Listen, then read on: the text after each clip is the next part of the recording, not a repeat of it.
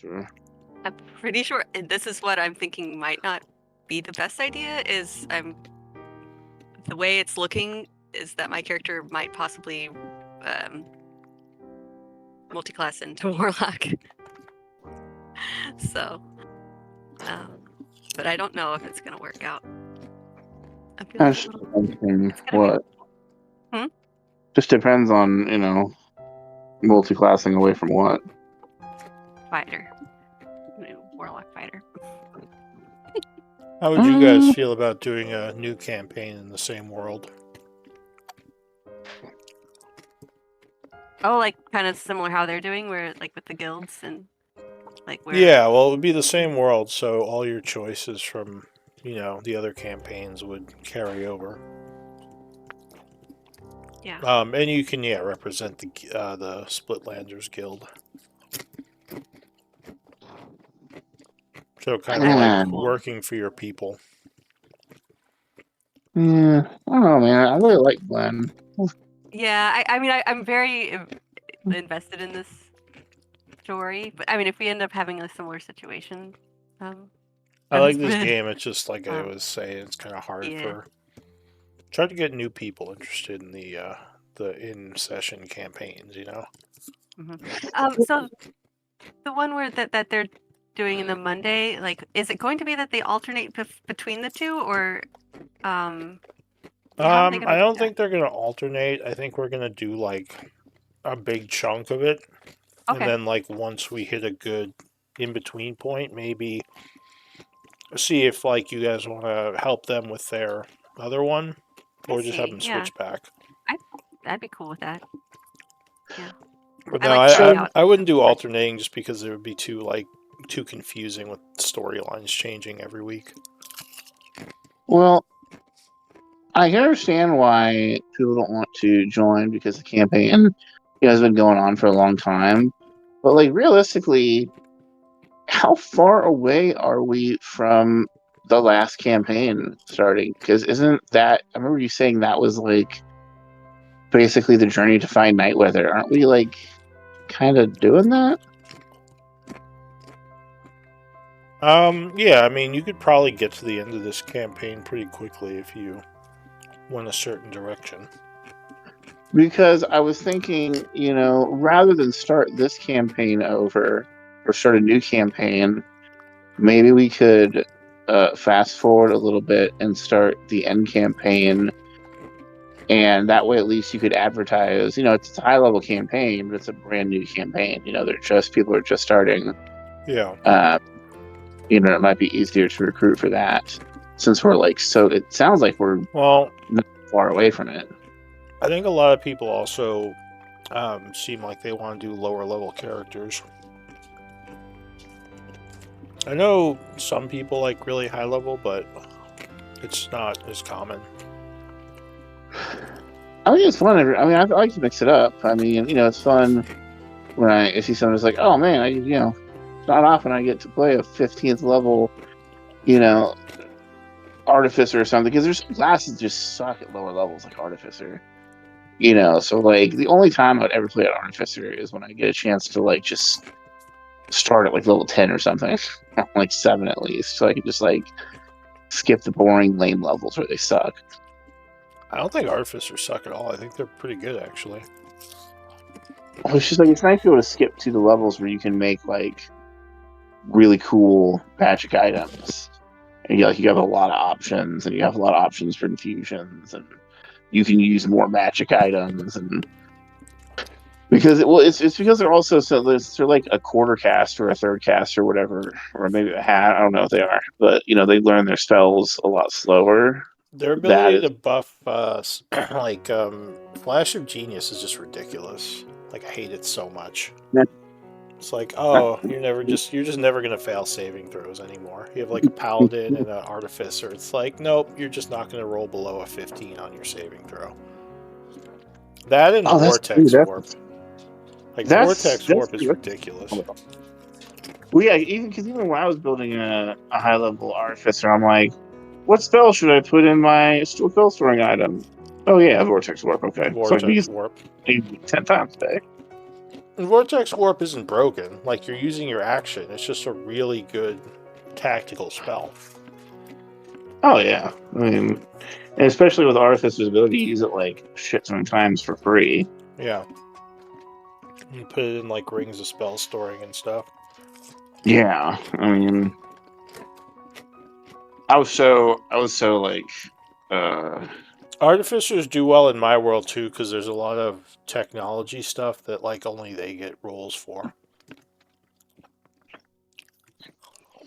But that's so not really the Artificer. That's just my personal take on yeah. the class. I don't know.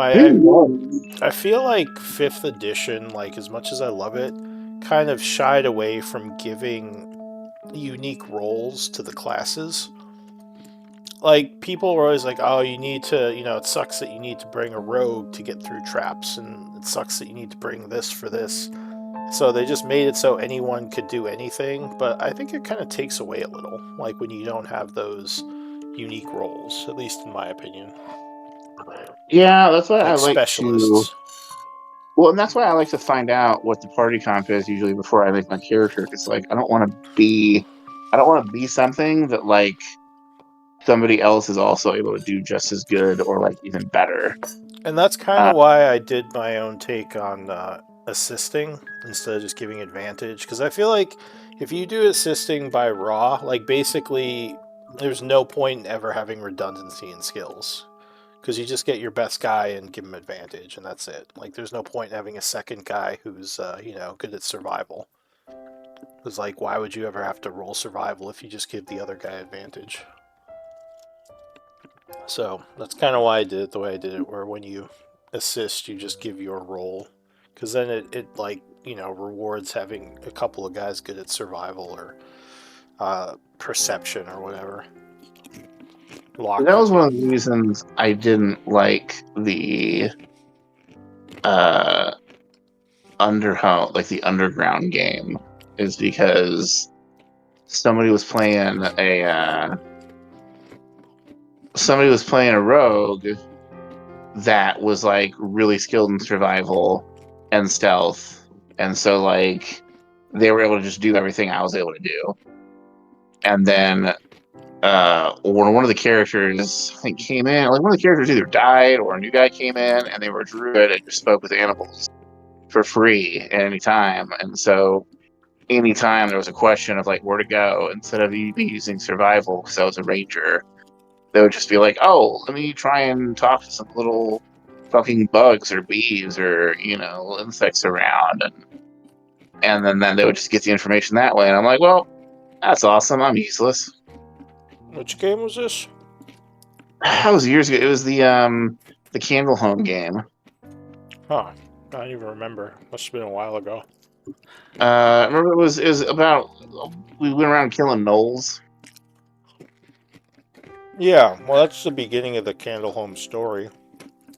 Yeah, I didn't remember you playing in that one, in that campaign. yeah. I was part of the first one with Miri and a few other people. I can't remember. I think Miri ended up having to bow out though, if I remember. You remember what day that was? Oh no, I don't. I just remember it was that was when you had a few different campaign ideas and you had the server vote on them, and I think that was the one that won.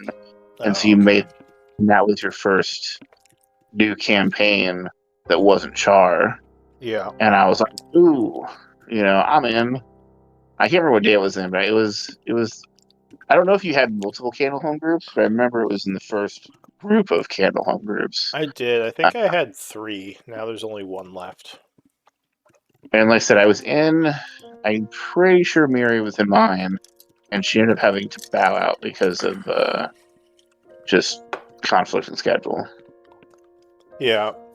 I don't think I want to do Candlehome anymore, just because for future campaigns I want them to be connectable to like the group's guild, so they feel like that their other characters are doing things to like grow their organization.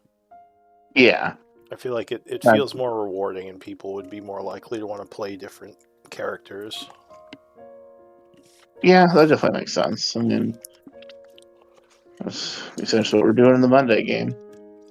Because yeah, there's like no connection to the world if you're like 500 years in the past. I mean, you might want to do it just for the storyline, I guess, but yeah. But that was it. Just I mean, my character got basically made useless by two other people's characters. So it's just like, well, I'm already a ranger, and I have personality disorder because of that, or like class identity issues because of that. And now I can't even do my survival shit. Yeah. I'm just trying to make sure that if I want to do something, like I want to be the guy. Like if I'm gonna be like I said, I made Glenn to be a bard, and it's just like I'm the bard. I'm gonna be the bardiest bard, Oh, and I'm gonna. Jesus. Just realized, where's Mary?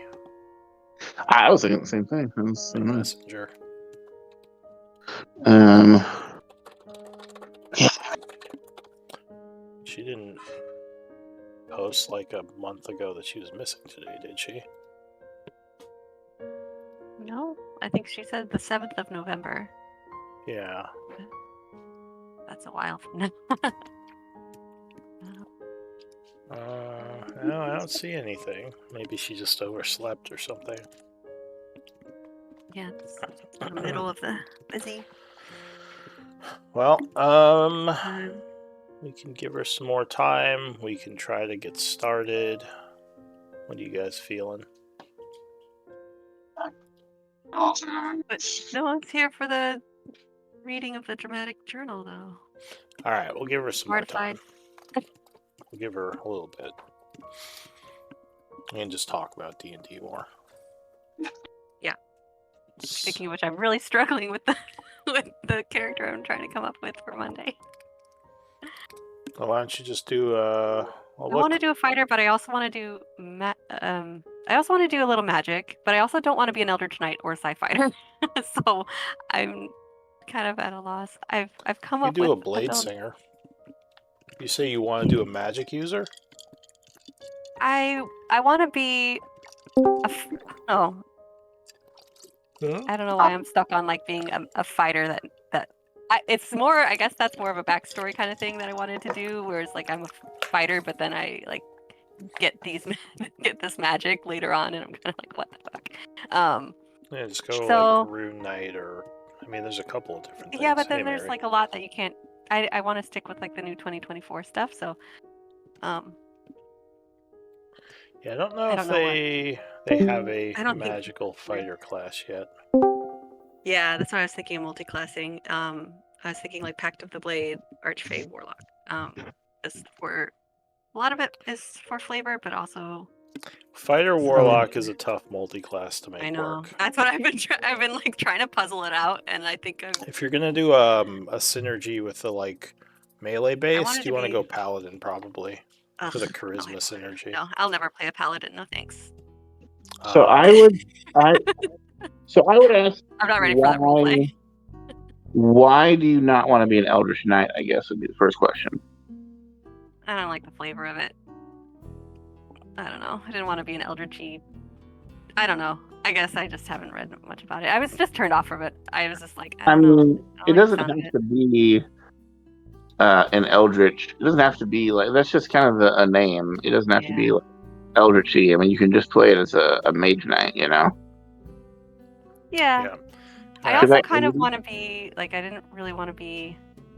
I don't know why I have heavy armor. I don't like wearing heavy armor. So, Glenn is not in Roll20. Where are you, Glenn? Oh, I'll have to do that.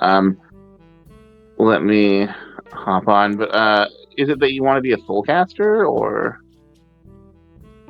It's not. I mean, I've already kind of committed to fighter, so that's kind of why it's like I have to kind of stick with that a little bit. I would say, just depending on what you want, you might be better off just going full Pact of the Blade Warlock and going like Fiend. Fiend gets a couple like things that are really good for melee users, like their ability to get temp HP off killing stuff is really good for melee. And I think Through Hell is a melee touch ability. Wait, was Malin the previous scribe? I thought it was Glenn. They swapped. Oh, they swapped. Okay. Yeah. Let me switch on my. I guess I've kind of like made my mind up a little bit about So like Malin who the should be character is. scribe today. But he's not here, obviously. So Glenn was the previous scribe.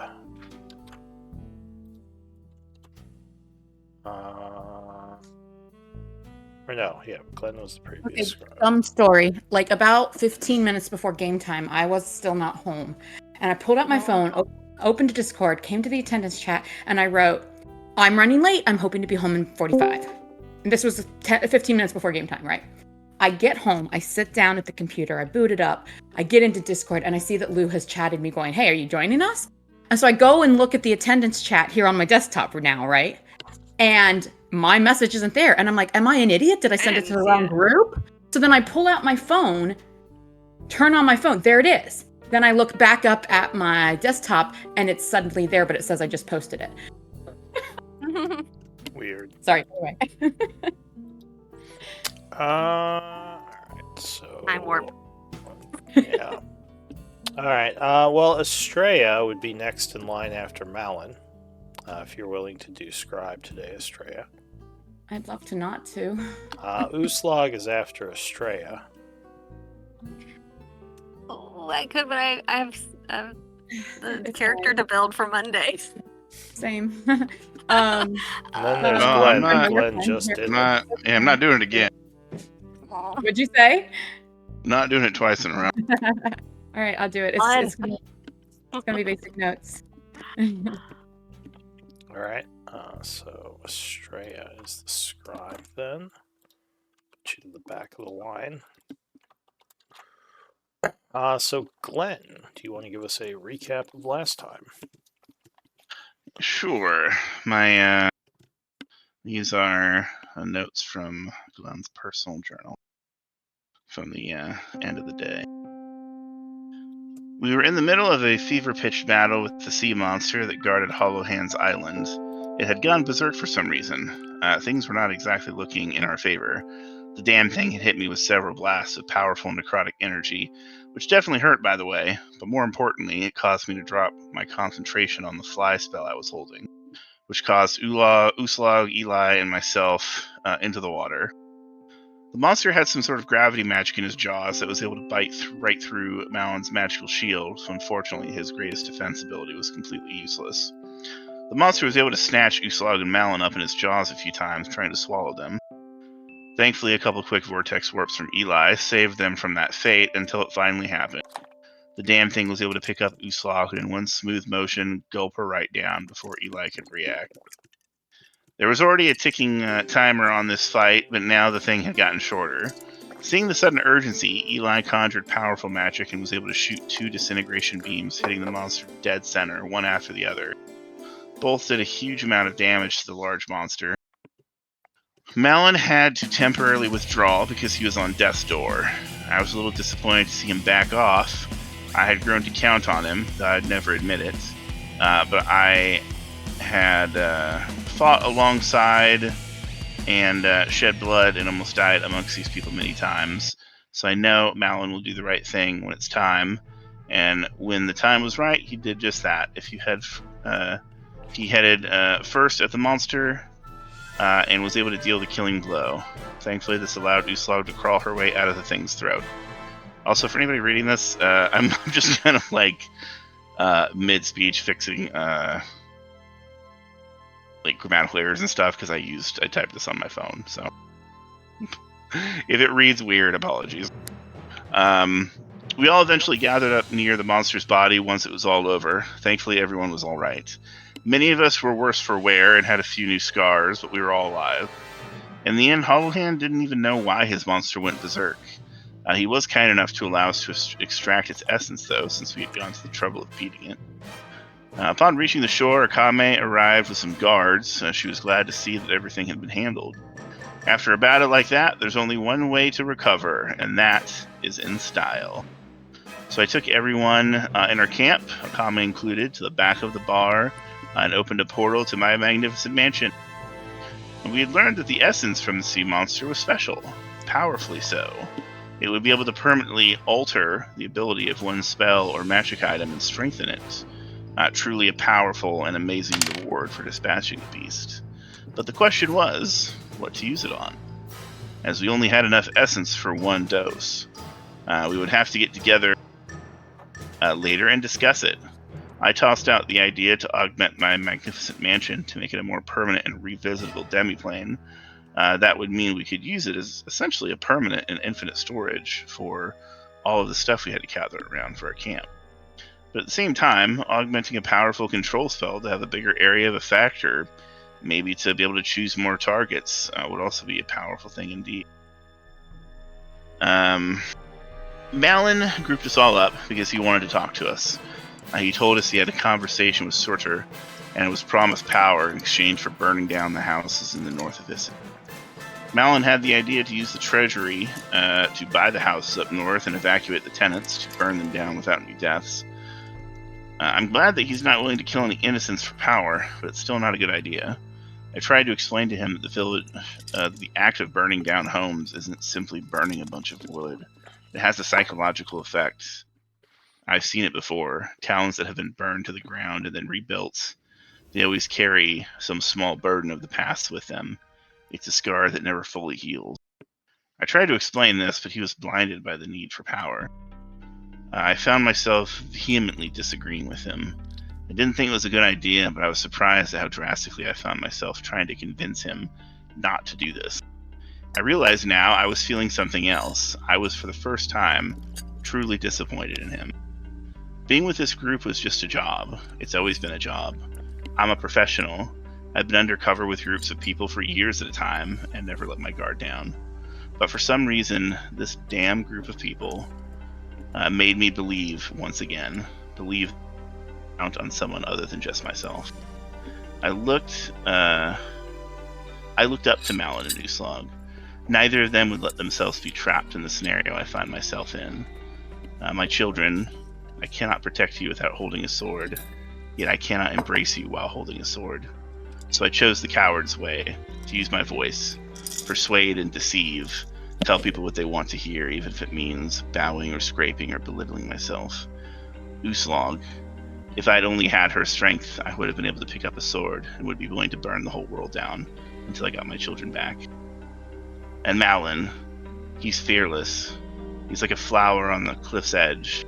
We think of a flower on a cliff's edge as beautiful because we're unable to step out onto the sky, like that fearless flower. If only I could have been so fearless, I would have moved heaven and earth to get my children back. I'm disappointed in myself. After all my experience, I fooled myself into believing I could count on others again. Once again, I learned the hard way that people will just disappoint you. Thankfully, most of the party agreed with me. For whatever reason, it matters not. The short and sweet of it is that Malin decided not to go through with it because he did not have the support of the party. I feel sorry for him. The fool is playing a game with a god when he doesn't even have all the board pieces. Everyone, again, went their separate ways to enjoy the many amenities of my pocket dimension. I went to Akame and told her in secret everything about Malin and Surtur. I warned her that it was probably a good idea, just in case, to send more soldiers to patrol around the north of town. I feel a pit in my stomach. I know what it is. It's fear.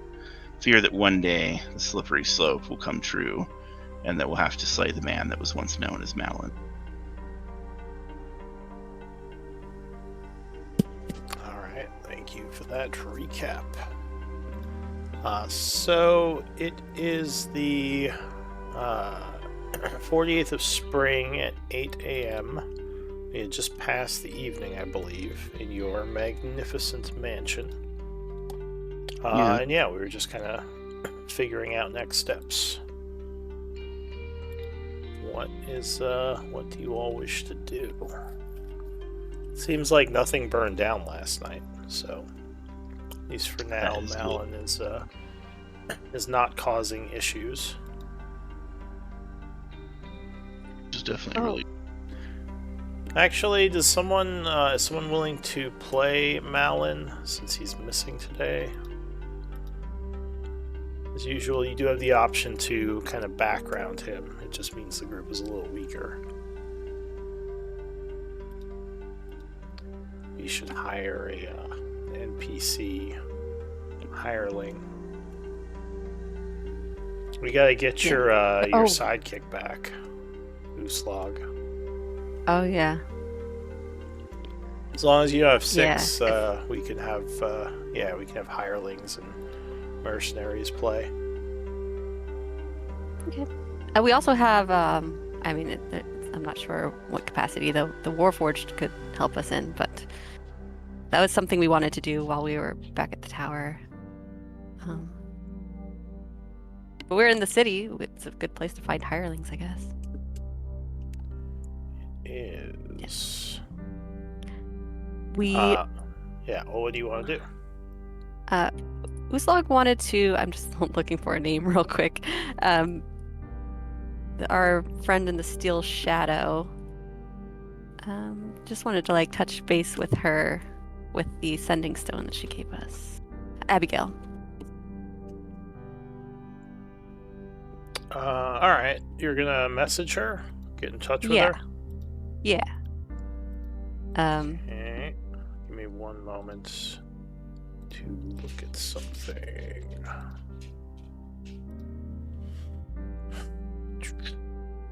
You said Abigail. Mm-hmm.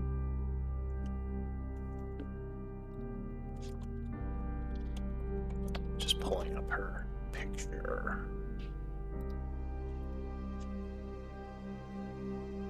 Alright.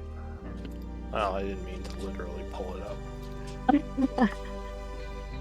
So you send a message to Abigail. What are you going to say to her?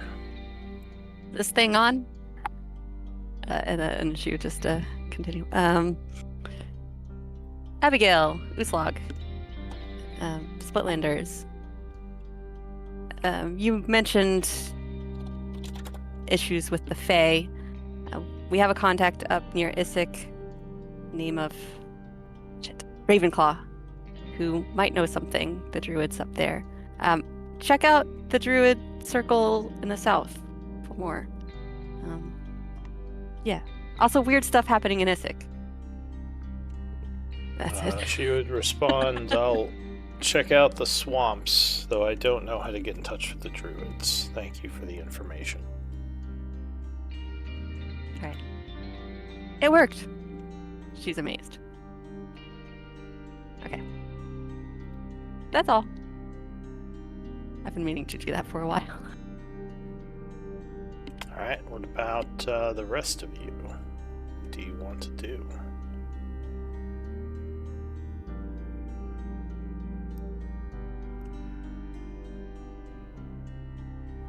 Uslog's feeling great, relaxed. I was just looking through my notes Amazing. because I'm pretty sure that sending stone wasn't with Abigail, or at least unless we have more than one set. Yeah, we had, she gave us some way of connecting with her. I believe it was a sending stone, yeah. It was back when we freed her from the... Shaith, yes, Shaith, not Abigail. Shaith, not Abigail. I knew it wasn't Abigail. Now, that being said, Abigail was your sidekick for a while, but it was Shaith that gave us the sending stone. I was like looking through the notes trying to... Thank you. I couldn't find the name in like the characters, the NPCs. Yeah. And Abigail was the first one that I was like, yeah, she's still Shadow, right? Right. Yeah, they both are. Yeah. So. Yeah, but I think Abigail's dead. I thought Abigail was dead in this campaign. I know she was your sidekick for a little while right after Tasha's came out, and we played with sidekicks a bit. I had someone from the Suntooth clan that. Yeah, she had one of her barbarians as a sidekick. Yeah. Oh well, for a little while, I know we were using Abigail in this group, but like when there was someone else. Oh, there's Shaith. There's Shaith.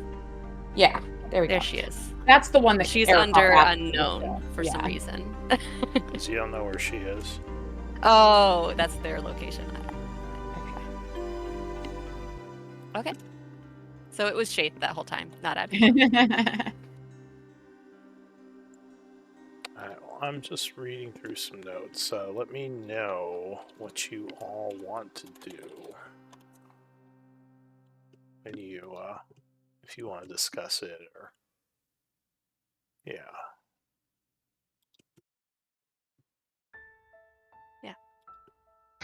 I would say, I mean, Glenn's down to go to the Shadowfell. I don't know if there's any. I guess a slug would say,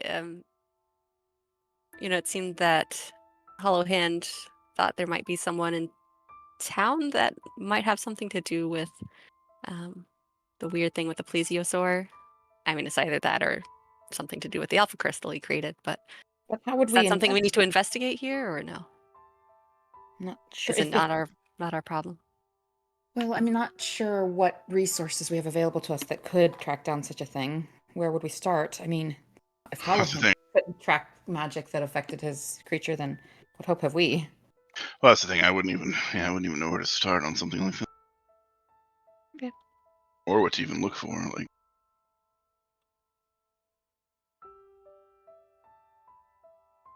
fair enough. All right, so you're heading to the Shadowfell, you said? I guess we're going to make use of our new tuning fork. Did we want to go to the tower first, or did we want to do that from here? It's from here.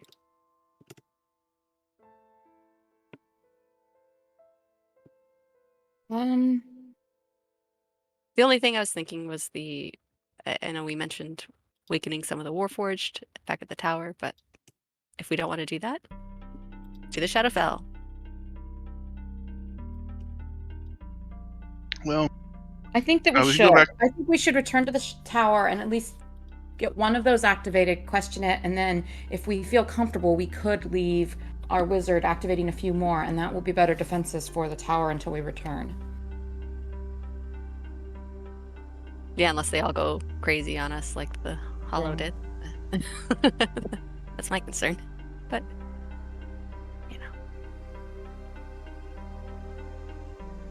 it sounds like a good idea to me.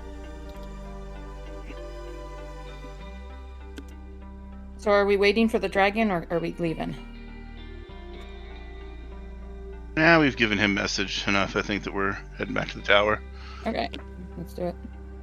Are the Akami gonna, or the what's the, not South Spire, what's the group, the family that's in charge here? Oh, the what are their names? For Isik, that is Azmira.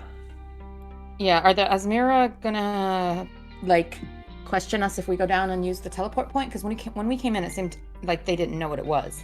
Like they were like, "Where'd you come from?" Oh, you're talking about the hollow point? Yeah, the one beneath the cathedral. Are you asking a character or me? I'm Estrella's asking the rest of the group. Sorry. Like, how do we want to try and be subtle, or do we want to tell Akami, or share that this is a hollow point? That's probably going to change their guarding of it and possibly their desire to use it. I think the less they know in terms of that, the better. I'll flash my badge and I'll let us pass. All right, let's try it. Let's go. Give me like 10 minutes. And he just kind of bolts off. I'll meet you at the chapel. All right. And actually, what's her name is still with you guys. Oh shit. Akami. Well, actually, because you had to leave in the morning, right? Because your spell ends. So I guess, yeah, she probably would have left with the rest of you and just headed back to the cathedral.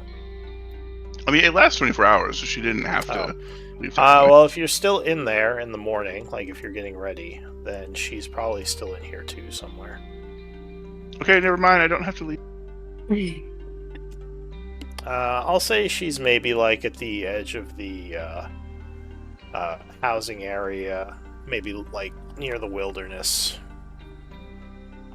If you look around, that's where you'd find her. Yeah, Glenn would go to find her. She smiles as you approach. She says, "Hello again, Glenn." Hello, Kami. I have some bad news. She says, "Oh, hopefully it's not my houses all being burned down." It's, unfortunately, it's potentially worse than that. How so? I'm gonna be leaving soon. She rolls her eyes. She says, "Well, obviously you had to leave at some point. But I will admit I'll miss you. Whether or not that's worse than a neighborhood of houses burning down, well, it's debatable." I would debate it any day with you, he says with a grin. But I'll miss you too. I just wanted to let you know instead of just disappearing. I'm not that type of guy. She says, "Where will you go?" Well, we're gonna go back to our tower to regroup, and then to the Shadowfell. See, well, imagine you have quite the journey ahead of you. Probably a lot more interesting than keeping these rebuilds on task and protecting the city as it comes back to fruition. Still, I will miss you. In truth, I wouldn't mind a bit of a doldrum in my life, but unfortunately, I can't sit still just yet. But I promise when we come back, I'll make the effort to come see you. I would like that. She says, just be careful. You still serve the Blackwaters, yes? He kind of sighs, since it's just the two of them, and he, yes, unfortunately. She kind of looks off into the woods and says, "There's been some strange and maybe a little disturbing rumors about Patience." She says, "The Blackwater family in general has never been well liked among the nobility, but there's been some even more disturbing rumors. So I've looked into them, but word travels along the networks, the Deep Frost, all the different spy networks throughout Gaian." What rumors? I've been out of contact with anyone for a while. Give me a persuasion check.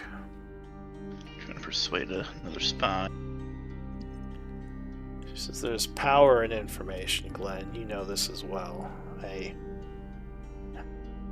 don't know if it's even good to be spreading rumors that aren't substantiated." She says, "As long as you can guarantee this won't come back to me." He shakes his head and says, "Last thing a spy would want to do is burn another spy." Yeah, it happens quite frequently. She says, "What am I doing? You are quite charming. Very well, I'll give you a little bit of information. It's rumored that there's been some dark magic within the House of Blackwater. Not only, obviously, the rumors about Galen, but Patience, whether involved or not, might also have some hand in the darker magics." Really? No shit. She says, "I know that she's been sending out a lot of people to gather some ancient and darker rituals from some of the lost areas of Gaian." She says, "Have you noticed anything like this in your communications with her? Any wishes to gather ancient or lost rituals, magics that are no longer practiced?" Well, I found it odd that she wanted me to follow this group. Now that I think about it, perhaps she did because this group of people seems to be all up in forbidden knowledge. She kind of looks surprised. She says she didn't tell you why you were following them? Well, it was supposed to be to make sure that they're not a threat to the Empire. But I never really believed that. She pauses for a second as if considering something. She says one of her children, Galen Blackwater, was traveling with this group for a long time. He died under mysterious circumstances while traveling with this group. I would almost guarantee that's why she has you following them. Or at least part of the reason. I'm surprised she didn't tell you that. He kind of looks deep in thought for a second, and suddenly a light bulb. He has this sudden look of realization. Oh shit. You don't think she's trying to back? Well, I mean, she is a creature of politics, and I wouldn't put vengeance above her for sure. Though, yeah, I don't know. I would assume she's having you follow them just to keep tabs on them because of what happened to her son. But, yeah, that's just odd she didn't tell you about that. It probably would have been relevant. You would think so. He narrows his eyes a little bit, but I appreciate you telling me. Thank you. Yeah, I thought you knew. I mean, most of the knowledge of the what was your old name?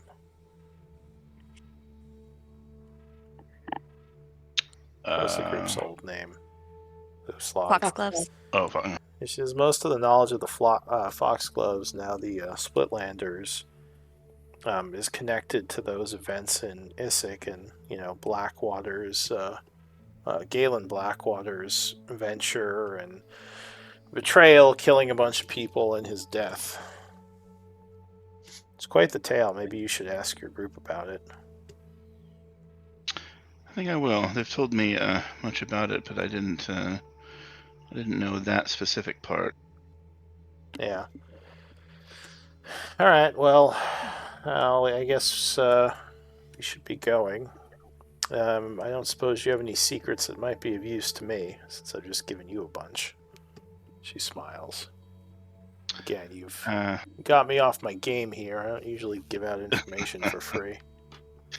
Thinks for a second, and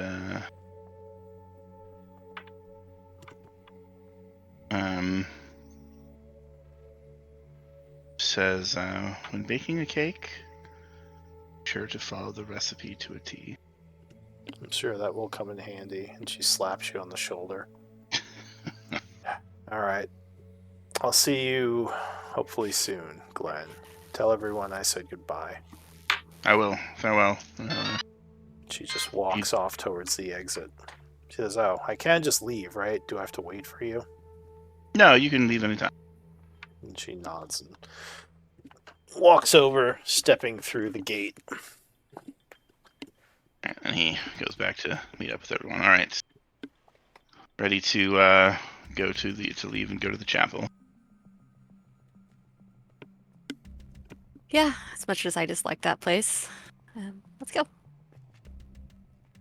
All right, so the party heads over to the cathedral, the former headquarters of the Warforged.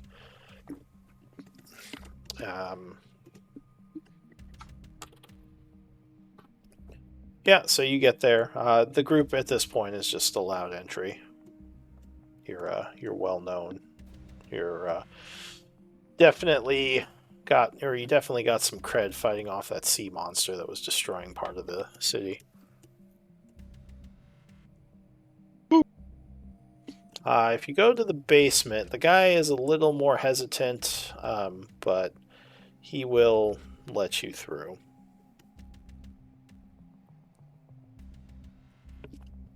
So you go... Or go ahead. I just said smart move. Yeah.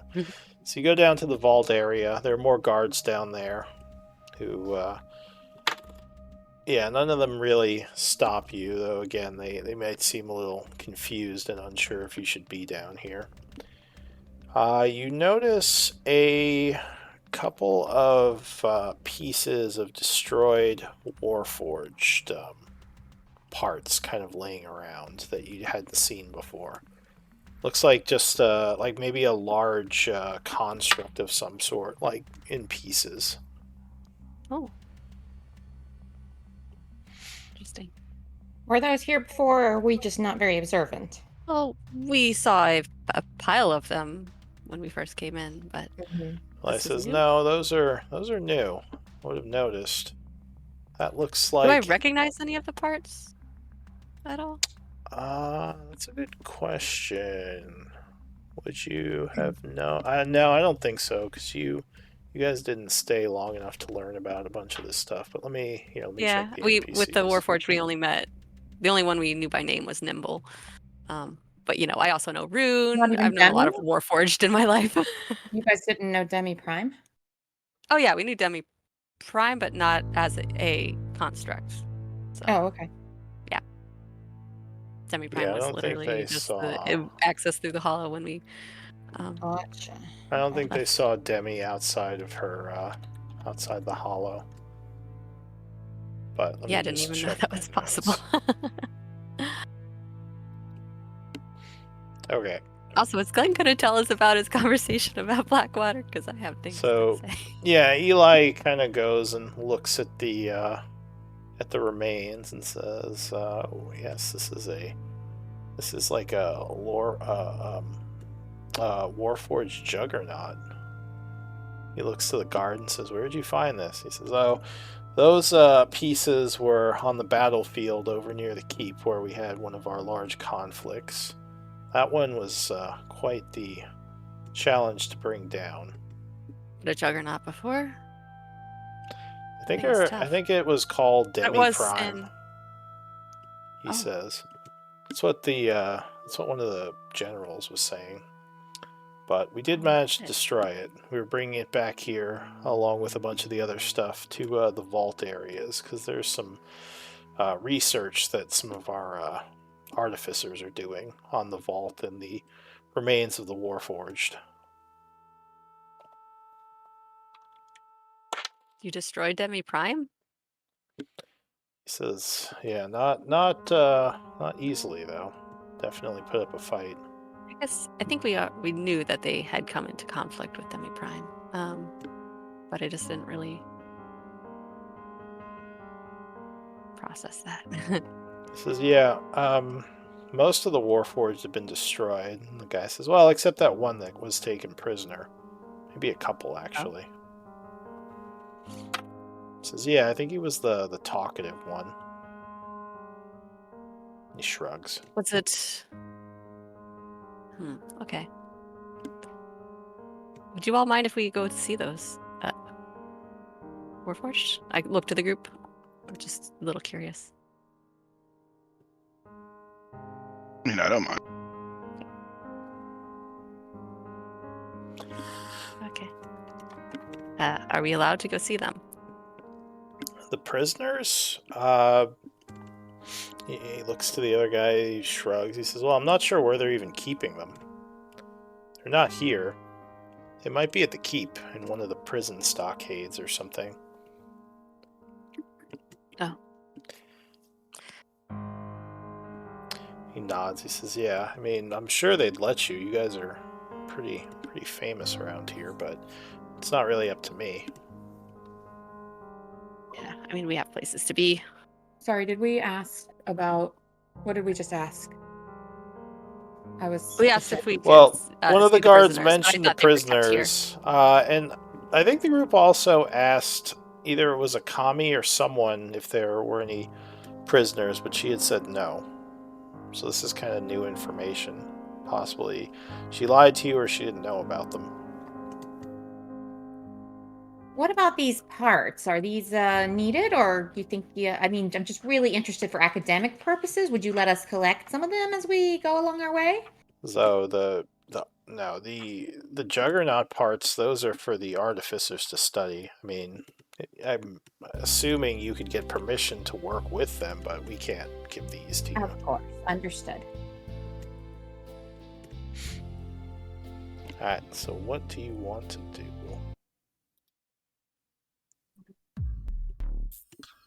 Yeah. The hollow is there. I mean, they're not really guarding it.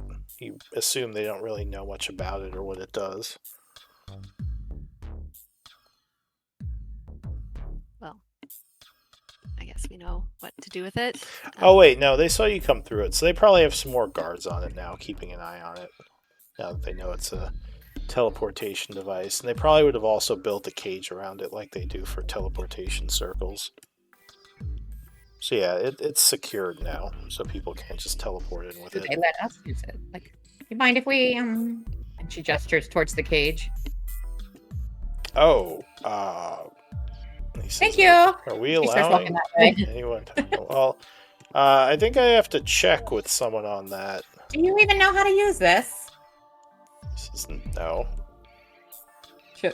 I'm not like running past him, but I'm like hobbling that way using my like sickle like a cane. There is a trying to beat cage. There is a cage blocking. Like if you were to summon a portal, you couldn't get to it because of the cage now. I mean, I could. Or yeah, the I other- mean, yeah. If you use magic, you could probably get by the bars, but yeah, the actual hollow point isn't in the cage. It's off to the side, but the actual like circle, the teleportation circle thingy, is in the cage. All right. Well, the bar. I assume the bars are here to keep anyone from surprising you. When your back is turned. But we're going the other way. So, yeah. Right. Yeah, I mean, we came in this way, so we got to leave the same way. We're just getting out of your hair. And And obviously, you've got the cage here to keep you safe if we pop back in. Yeah, give me a persuasion check.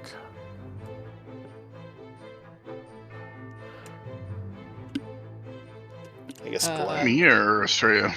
Either of you or both of you. Yeah. You both I mean, talk. obviously his is going to be a little more influential than mine. Guy shrugs. He says, "Well, I guess there's logic in that. I mean, I'm sure they're not going to use it against us." So the guard walks over with the keys and unlocks the door and says, "All right, go on in." Thank So I guess you, we my go friend. over and do the pedestal thing first, right? Yeah, which one of you has access to the hollow here? Do any of you? Was it We've all Uslog? connected, but I mean, yeah. I mean, Uslog's she was. because Malin gave us But that was under all Demi heightened access. Yeah.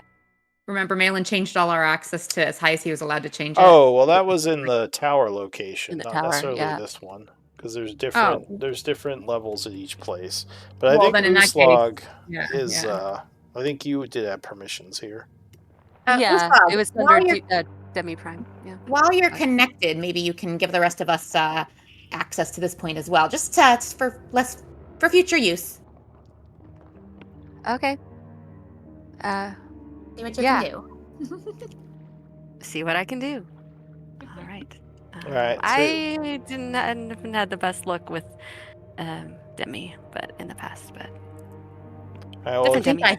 if you As she reaches for the pedestal, I'll give her guidance. all right, so if you connect to the pedestal, you're used to talking to Demi Prime here, Yeah. but when you connect this time, there's just kind of a normal Demi there who will greet you and ask, basically like greetings, Uslog. What is it that you wish from the? Hi, normal Demi.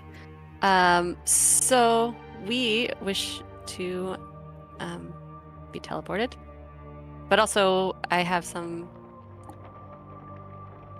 other people to grant level access to, as high as possible.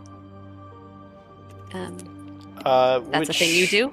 She says, "Who do you wish to grant access or permissions to?" Glen Whisperwind, Malin. You may know him as Malifor, and Estrella. She and says, Eli. please have them touch their hands to the pedestal now. Okay. Hold, please. She will do that. Alright, so you all touch your hands to the pedestal. And when you go back in, she says, your friends now have the access that you are allowed to grant. What level? She says Do we the have? access that they have is level 3. One below yours. Do they have special names? Or do you have what are they called? Aliases for them that they can refer to themselves as when they enter? She What is says their their patterns were recorded when they touch the hollow. Next Oh. time they connect, it is it will record their information. Got it. Okay. If they It's give very their different names. than Demi Prime. She liked to give fancy names and stuff. Just curious if that was the case here. No? Okay. Demi doesn't really answer. Yeah, okay. It didn't respond to Demi Prime at all either. No, did not Nope. react. All right. Okay. Access granted. Look at me being diplomatic with. Excellent. You're getting good at this Yes. technology thing. Yes. Great at this. So then I'll all right, walk Jill. over. Oh, sorry. Are you still connected? Oh yeah, am I still connected? don't Honestly, I know. don't It's know up how to this you. thing works. So if you Yeah, are no, I would just still step connected, then yeah, you would still be in there, floating in the void. I would have stepped out to, Okay. tell them of my success. Well done. Let's go. Yeah. So I'll head for the door that he said he opened it, so I assume he's kind of like waiting and watching, like, what are these dudes standing around for? Yeah, although the portal hasn't opened up yet. Oh, okay. Well, I'll walk towards it because I assume he's still standing there. Yeah, alright. And I guess, did the portal activate then? Well, she never opened the portal. Oh. Oh, one right. more thing. I forgot about the other thing. I did say that was on our list, but yes, I was too excited that I had done a thing. So she would step back in. Or I guess anyone could request it now. Teleportation to the Shadowfell. We would. To the Shadowfell. Sorry, So- to the tower. And then to the Shadowfell. So Demi Prime will say reading permissions and patterns. It looks like you have it looks like there are several powered areas giving you permission to teleport to. There's the Alcavian Labs. There's the what's the name of the tower? I should have this.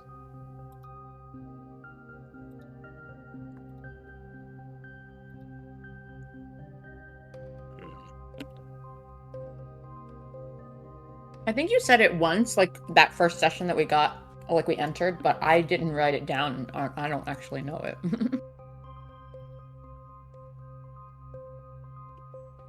When the tower spoke to us and called us Latian. Yeah.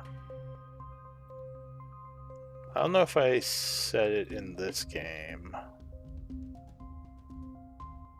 Well, I haven't been here in any other game.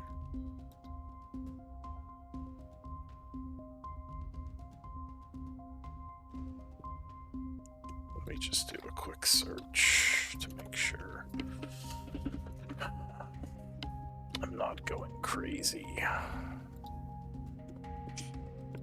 Also search my notes too.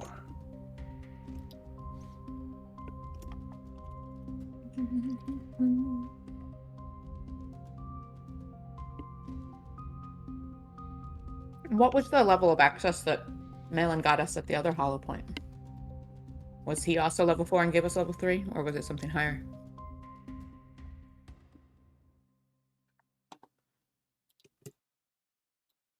The tower? Yeah. Or the labs? The tower. Remember, Tower? like Malin was able to when Malin gave us access at the tower hollow point. It was just like what just happened with you, where he was able to give us one level below him. But I was just wondering if that was also 3 and 4, or if he's higher. You know. Right. I think there was 6 levels. Was there? I don't remember what level they said he is. Because he had been Sounds reduced. familiar. So, yeah. Sounds right. And he had been reduced from his former role, right? Mhm. So the hollow point at Gravok Tower. Gravok? Okay. Alright. Where would you like the portal open to? So you have Gravok, you have the Alcavian Labs, and I don't think you have... I don't know if you have the tower, the hollow point powered in the halls of Tarsus. I don't think you do. Well, that's the one beneath Char, right? Yeah. Yeah. And the one because we teleported there from the Alcavian Labs once into the room with the statues that attacked us, and we had to. I thought you took the crystal with you, though. Yeah, did you ever have... right. Did you ever go from the halls of Tarsus to somewhere else? Well, in any case. We might have used that one to get to Isik, because we did... Anyway, yeah, I don't know, but we might have... Even if we've used it, we might not have access to it. We'll say it's unpowered right now. Okay. So yeah, where do you want the gate to open to? Gravik Tower. Very well. Yeah. Opening portal. Is there anything else that you would wish, Uslag? Glenn whispers like, Uslag, ask him for some coffee. And you all would see this like archway of glowing light appear. I would like a big mug of coffee. No cream, no sugar. Just as strong as possible. Thanks. A floating mug of coffee would appear in the astral projection area. I was not expecting that to work, to be honest. Take note that anything created in the hollow is not real and does not affect you unless you are in one of the virtual areas. Oh, what areas are virtual? She says you don't currently have access to any virtual areas connected to the Alcavian Labs. My apologies. What level would that be? She says access permissions to that sort of thing is or access to areas is unique to the areas themselves. The permissions would have to be granted by the creator of the area. Slug just blinks, having understood almost none of that. Okay. Well, thanks for the information and the coffee. She's not going to try to drink the coffee, though. I guess I'll drink it anyway, even if it's not going to affect me, because I don't think I've ever had coffee. All right, there is a bitter taste to it, and you probably are a fan of you're it. probably not going to like it. Maybe I have had coffee, though, in the... I don't know if Glenn has coffee in the... Magnificent Mansion. Magnificent Mansion. I would imagine so. I'm more of a mocha guy. Mocha. So I've had mocha, so this is a different experience altogether. Okay. All right. It's good. I like it. All right. I'll get out of here. All right, so Uslag will disconnect, and yeah, you would see the portal has been opened. Okay. I just drank some virtual coffee. Let's go. I stepped towards the portal. All right, so you would step into the portal, reappearing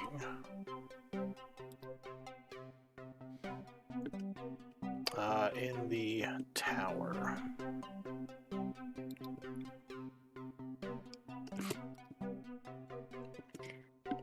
Okay. Good. We're still able to get here. All I right. don't know why part of me thought that would fail. There certainly was a chance of it. Yep. Okay. All right.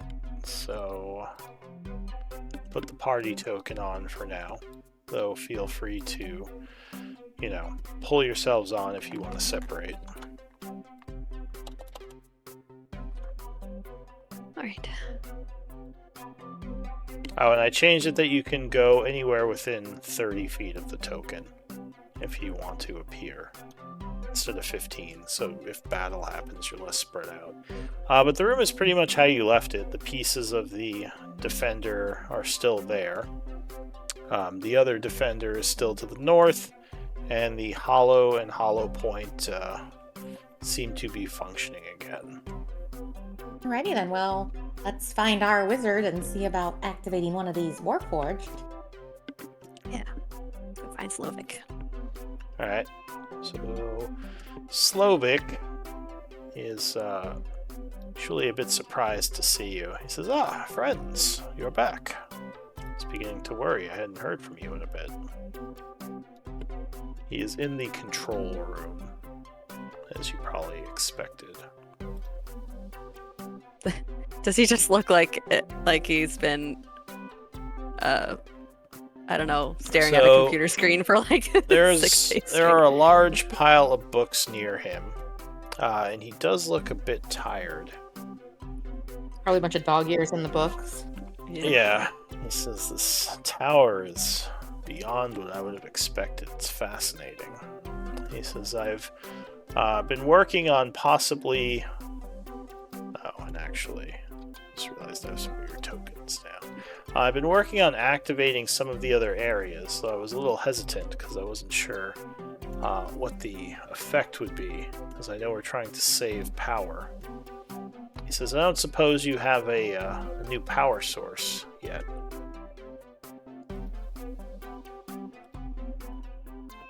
Well, no. We don't. Well, We don't, right? Oh, wait, no, we did find a shadow crystal, didn't we? Malin took it. I don't know. From the, the pumps. Yes. We ended up taking that one. So I guess we did, right? But I don't know if that's what we plan to use it for. Says, well, I'm guessing if you have one, I'm tower? happy to put it into the tower, though that will consume it. We'll give it a bunch more energy, though. I look to the others. Sure. And Malin specifically, because I know Malin has I think Malin would want to use it for the tower. Malin but says, I'm not I don't entirely know. sure. This thing seems pretty powerful to use with lesser artifacts. I don't know if we want to just get rid of it now to make the tower more powered. I mean, what if we needed to power one of those hollow points or something? That is a good point. And there's time on the tower before we need to Slovik recharge says, what did he say it was? 9 teleports? Yeah. No, it was less than that. Let me see. Check my notes.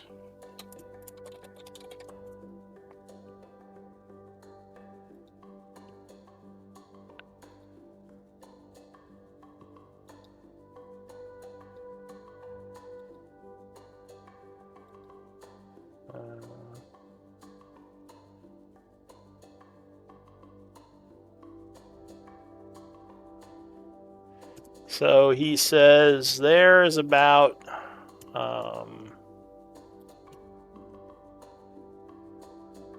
sorry, let me just put a note here to make this easier for you guys to remember. Oh, do we not have a note token in this game? God damn it. It's under miscellaneous. No. Poop. You know what? Use a skull token.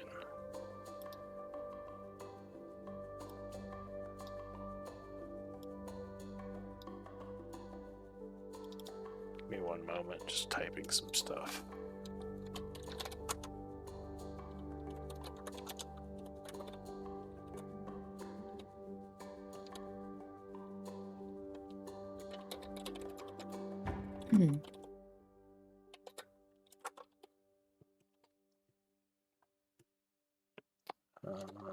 Let's see.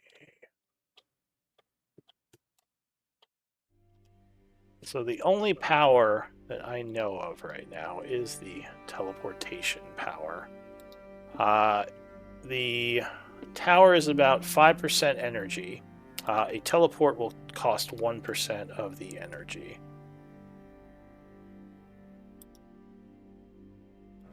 So it can teleport 5 times. If you want to teleport it. Oh, the entire tower, not just teleport from the tower. Yeah, no, the hollow point teleporter is a minuscule use. It's not going to take any percentage. But teleporting the tower takes 1% of the energy.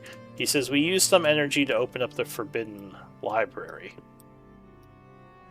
Yeah. Did we close that? Did we turn it off? Does it need to be turned off? He says it doesn't need to be turned off at this point. There's, it's already been done, so... turning it off, well, actually...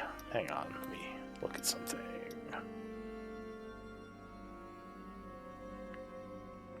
Yeah, so turning it off will...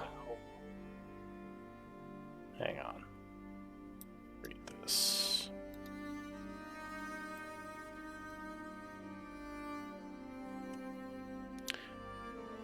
Turning it off will get us another 5%, which we'll lose like every time we reactivate it.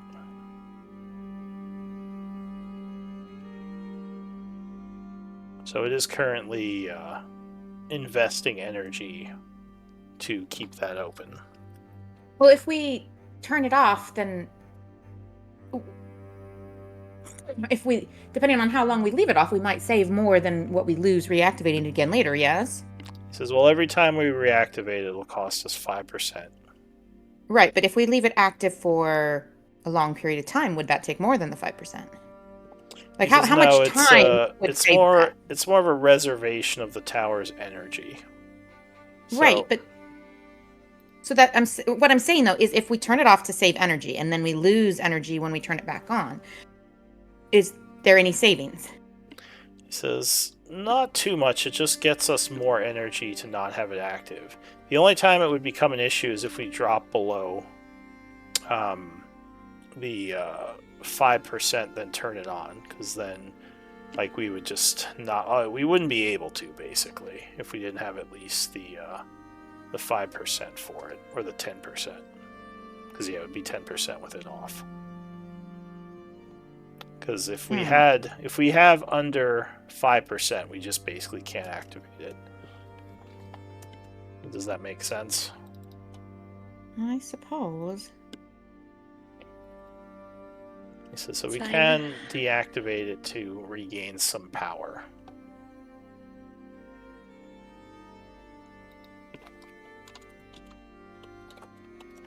Maybe we'll think about it, and so we have to activate some Warforged, so that might take some energy, right? He says, well, the Warforged are imprisoned currently. Reactivating them wouldn't take power. It would just basically free them from being in stasis. Because their energy sources are their own. The tower isn't technically powering them. I can't keep anything straight when it comes to this tower, so I don't know, I guess. Slovik says it is a bit of a pain. What we can do, he says, there are some defenses still that are investing small amounts of power to keep them running. If we turn those off, we can get some more percentages.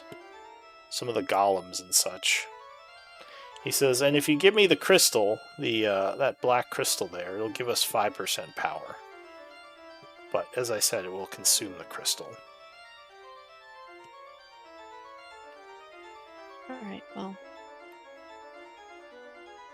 what do you all think? Is Glenn there? Maybe we should hold on to it at least while we go to the Shadowfell, because maybe we'll find something in the Shadowfell that we'll need to power it. We can always, we can always give this to the tower on our return back, right? Right, and we're teleporting the tower to the Shadowfell. Is that what we're doing? Oh, are we? Oh no, don't know. Eli is gonna phase shift us there. Oh, Yeah. right. Yeah, I think so we're leaving not our doing that. camp here. Okay. Or at least some of our camp. Yeah, my one concern is that we're stepping into the land of the shadow cultists, so there's a small chance that they might come after the crystal, but we've had crystals while we were there before, and we managed to keep them safe, so it's just something to Eli be aware of. says, would it be worthwhile to just bring the whole tower there? I mean, if we're going to be there for a while, we'll have all our stuff with us. Our camp, the defenses. I don't think we should teleport the tower until we know a lot more, given the limited number of teleportations. Yeah, I'm kind of in the same boat. I don't think that the tower is any less safe here than it would be there, and it's perhaps quite the opposite. Yeah. Yeah, we can always phase shift back here, and then or plane shift back here, and then bring the tower if we decide to. Yeah, if we decide we really need it, and plus we have a home base in the Shadowfell, so, and we even have that pretty well stocked last we checked. So, Do you think there's a place at our home base we could land this tower? Eli says, like a platform or something. If we wanted to, and maybe. Void? Is that what you're talking about? He says, At the maybe not the Aldrin's- void. Oh, at the Aldrin's Watch, not at the Twilight's Edge. Yeah, there's the sanctuary. Well, so we've got a couple places, but the It was just an Aldrin's idea. Watch was what I was thinking. He says we don't have to. So I'm taking us and these new Warforged that you're going to activate, or do we have people there we can use as a camp? I thought we were just going to activate one Warforged and kind of decide from there whether or not to activate some additionals to help guard the tower. Slovik nods. He says, oh, yes, I can activate them. I don't know if they're guardians as much as workers, but they can help repair. Well, then taking a couple with us might be useful. I'm not sure. What do you think? Slovik says, well, I have them here if you wish me to reactivate one or all 20 of them.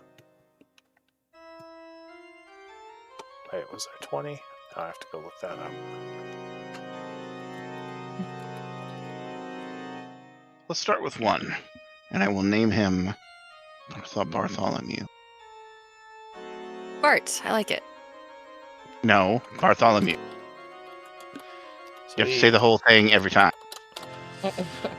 So Slovik nods and says, can't guarantee I will do that.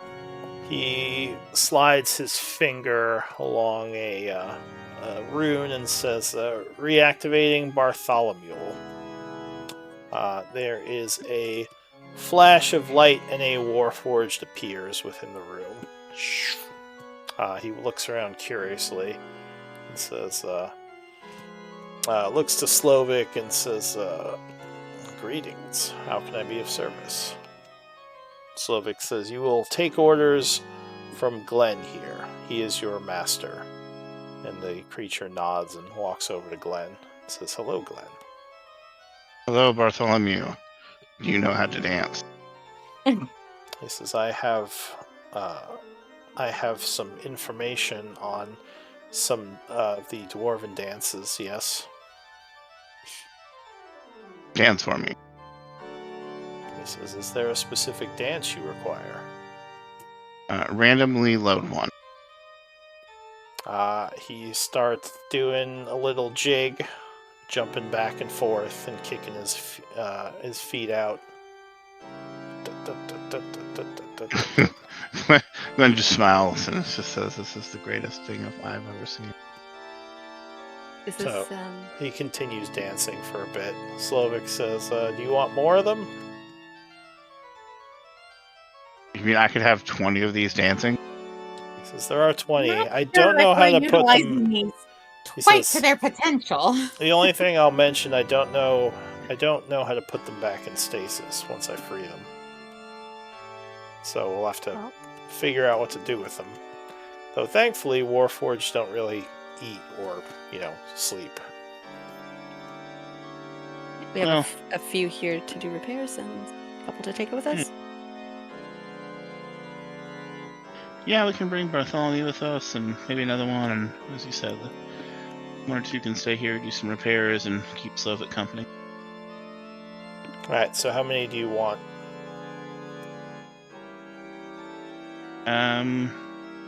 I guess 4 in total. Alright, so he taps some more runes. Several more Warforged will appear. Do they all get names? This Or is just Bart? Thaddeus. Okay, so we've got Thad and Bart. Bartholomew. Do I get to name one? Go for it. She just Do they completely all look blanks. exactly the same? Do they all look exactly the same, or are there variations? So they look very similar to the Warforged that you knew for Uslog, that you knew back at the vaults. Though these seem to have a lot less personality than those had. Like these just seem more like kind of like like automatons rather than like living creatures.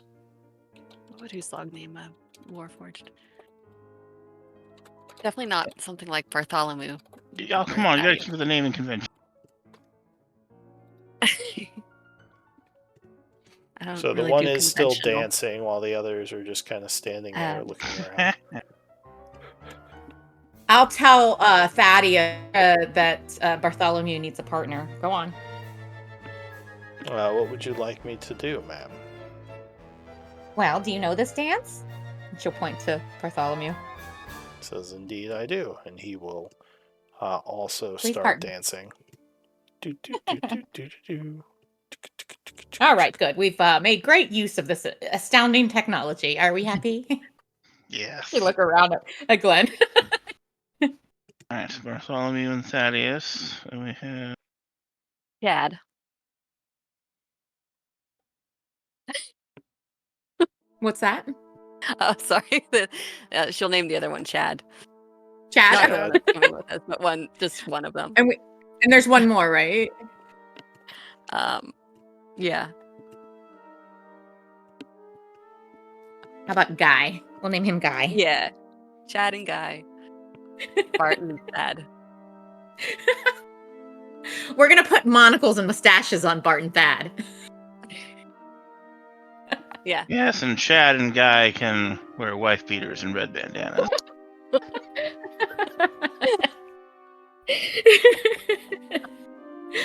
Love it. Alrighty, well, Slovik, you enjoy your new fleet, and you keep this tower safe, and you use precaution. Don't you be going messing with things that are gonna make disintegration rays blow at things again. He says, well, I've been very cautious as to what I activate, though remember, the intrusion was not my fault.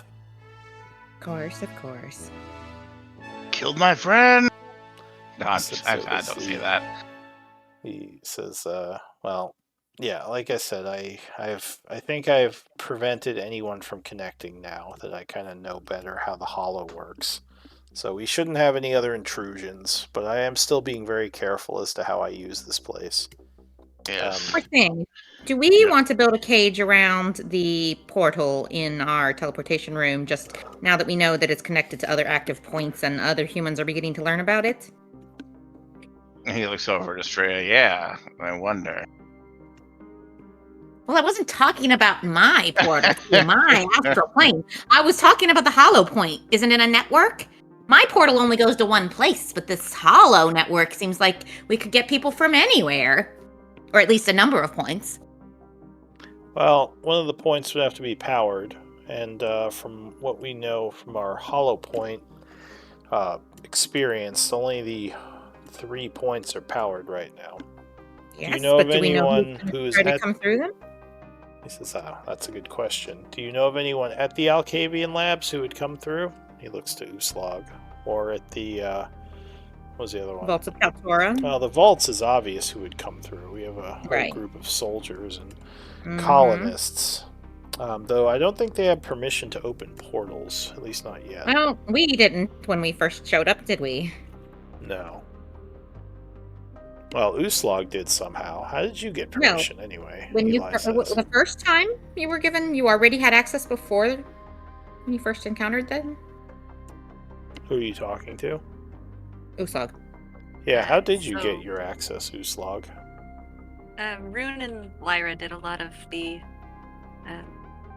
legwork when it came to Demi Prime, so I don't really know, to be honest. Curious how they got you those abilities. I assume they're not Tharian agents or rune masters, so it seems almost impossible. Yeah, well, they're very smart. If they were able to, yeah, others might be too, so a cage might not be a bad idea. It took many, many days, I think. I believe, worked on it without sleep for several days. That's how most of the teleportation circles in populated areas are policed. They have cages and other anti-magic protections to keep wizards from coming in and just causing havoc.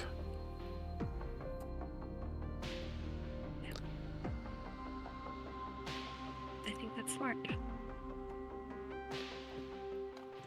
Slovik says, well, I'll keep working on things and I'll reactivate the rest of the Warforged after you leave. Have them clean up this place a little. He says, I'm curious about some of these other parts of the tower. He says, there's a whole upstairs area that's all deactivated. I don't know anything about any of the parts of this place, but apparently, from outside, it's like 40, 50 feet tall, so there must be quite a few floors. He says, I would very much like to get more of those crystals so we can find out more about this place.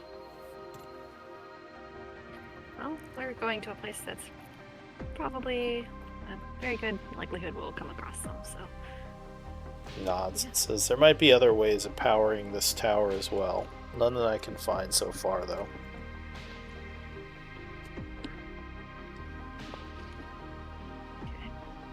Alright, why don't we do a break?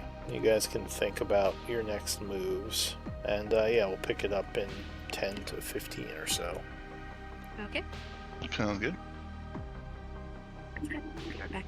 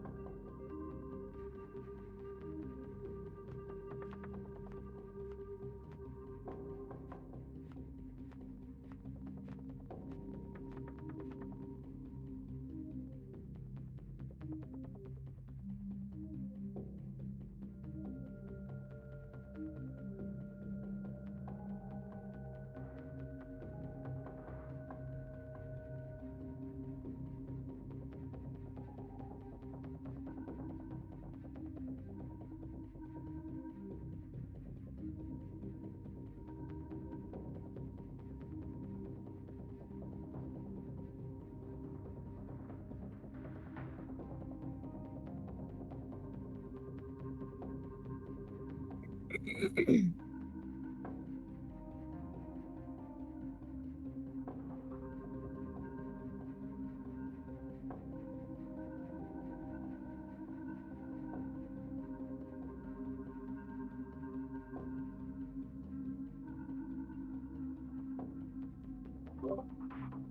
back. Welcome back. I am as well.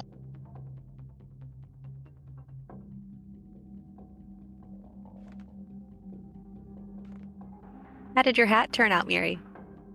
The one with I the haven't finished it. butterflies. I haven't finished it. Yeah, I mean, I glued a lot of stuff to it last week, but I haven't had any time to work on it this week. It's for next weekend, not this coming weekend, so I have a little time still. Yeah, you've got time. I would love to see it. Like if you like take a picture and just post it when you're done. It just sounds really cool.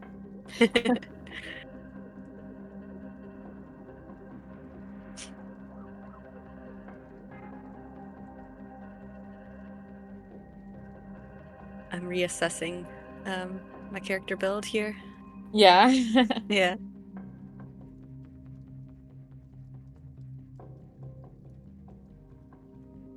I've gotten through so many iterations of it.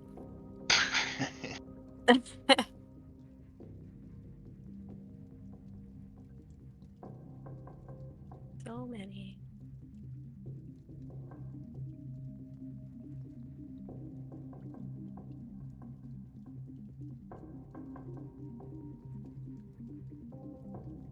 Basically, I just don't want to make another Uslag. Like I want someone who knows a bit about magic, even if they don't understand it in a academic way. Yeah. And I don't really want to do two-handed. I want to do like either sword and shield or two-weapon fighting. So those are like parameters. And then I like the idea, at least for the character I'm thinking, of the Archfey patron, but I don't know. Yeah, been a lot back and forth. I'm excited though. I'm really excited for Monday. Yeah, I'm excited too. I still, you know, man, I played a Shadow Monk in my first game with Lou, and I would really love to do it again because they made monks and Shadow Monks so much better. Warlocks and sorcerers a lot better too, and I really don't want to play another warlock. Yeah. I literally, my Tuesday campaign just ended. It was 4 years. We went from level 1 to 20, and I played a great old one warlock, and now they're like, okay, let's start a new campaign. What's everyone going to play? I'm like, I kind of want to play another great old one warlock. Yeah. Do it. They buffed it so much. It's like it sounds fun. Cool. I'm gonna have another look at the Eldritch Knight. If I can like flavor it in a different way. Yeah, you can flavor it however you want. I mean, Yeah. 'cause I really think what you're wanting is in that, especially because they made it a lot more cohesive than it used to be. Because a lot, like before, you really kind of had to choose whether you were casting a spell or attacking, and now you can kind of blend both. It sounds like Yeah. a lot easier. Yeah. I love like spell swords and just like the what do they call them? Like Gish characters. Like just. All right, I am cool. back. I would also, before I can do it, I'd also take a look at. I know you said you wouldn't. You're interested in playing them. I'd take a look at paladins. You know, there are a lot of the oaths. You don't have to play like a traditional paladin. You've got like Oath of Conquest and Oath of Vengeance. Yeah, Vengeance. Yeah, I've played them in Baldur's Gate. I just don't know if I would enjoy the roleplay of a paladin in like a tabletop. I don't know. I played an Oath of Vengeance paladin. The way that is very much just like a ends justify the means type of character. You know, it's just like, you know, he's sworn to defeat the greater evils, and so he'll, you know, do whatever he has to do to get that done. Right. You know, he's not really some goody two shoe or holy knight or, you know, some beacon of justice. He did some messed up stuff. Yeah, just a lot of leeway with paladins. I stayed away from them for a long time because I always thought, they had to be super restrictive. But this edition, 5th edition, opened up paladins a lot. I mean, Eripel was my first paladin. Yeah. Because in in previous editions, you had to be lawful good. There was all these restrictions. You would lose your powers if you said a bad word.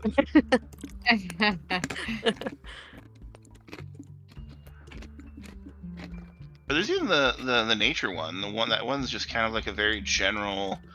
The ancients. Yeah, just kind of a very general Yeah, because fight back the dark. Yeah, that kind of fits a little bit more into the character I was thinking than an Eldritch Knight would. So maybe I'll look into it. Yeah. Are you going to be part of the tribe guild, or are you going to be someone from outside? Well, I did have a decision based on the build that I was doing that would fit really well, but now I'm pretty sure I'm going to completely redo the build. So it might not fit, but yeah, she was basically going to be from the forest, but had been one of the ones that would her background was guide, so she was going to guide. She would guided people through the forest, and eventually found her way to the guild after leaving because of something that happened. But yeah, so she would. That's how I planned it out in vague terms. But I don't know if it's probably find out what the story of that.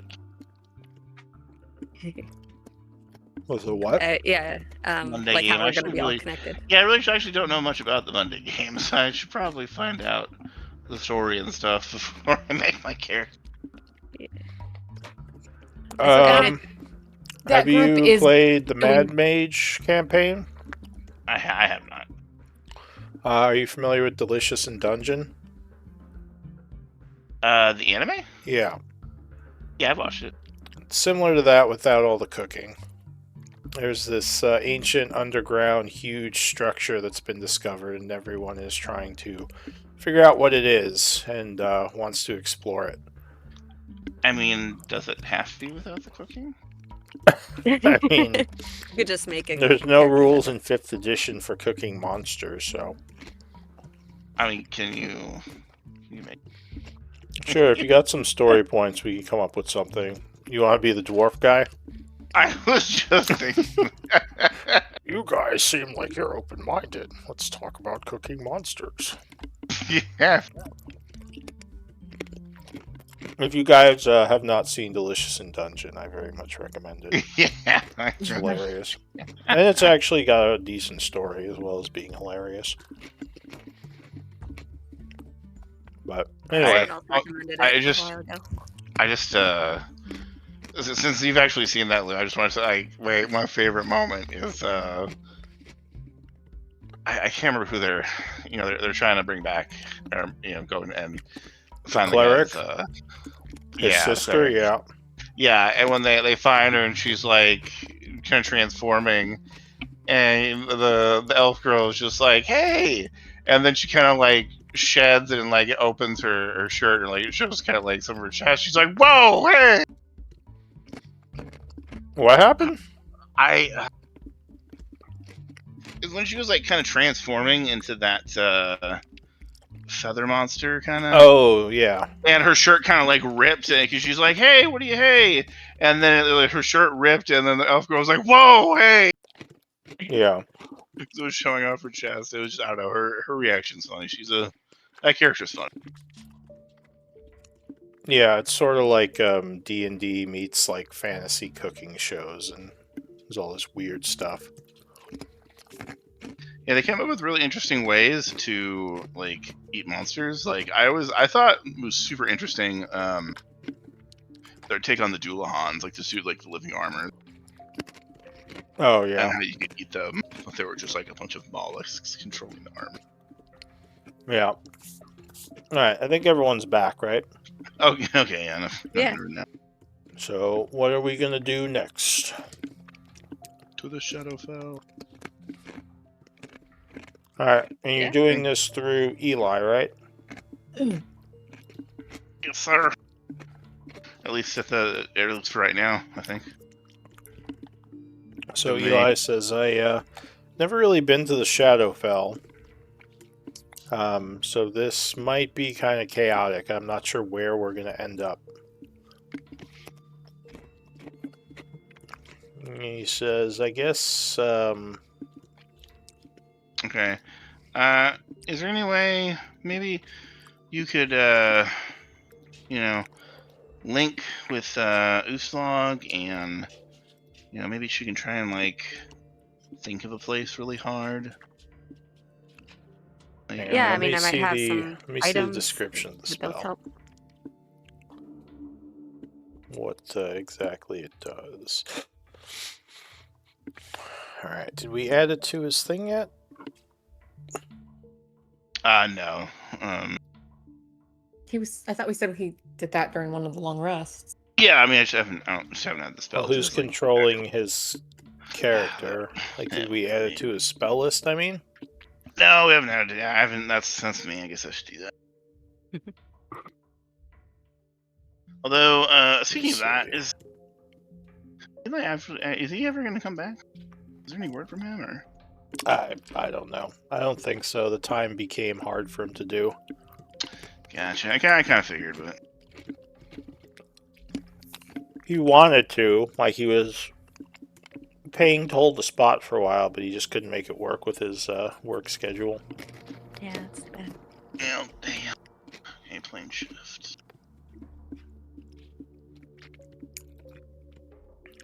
Yeah, make sure he has that as well as the tuning forks on his inventory. Let me take a look at plane shift. Though it says he's out of level 7s. Oh, he should be full rested, right? Yeah, I'm resting him.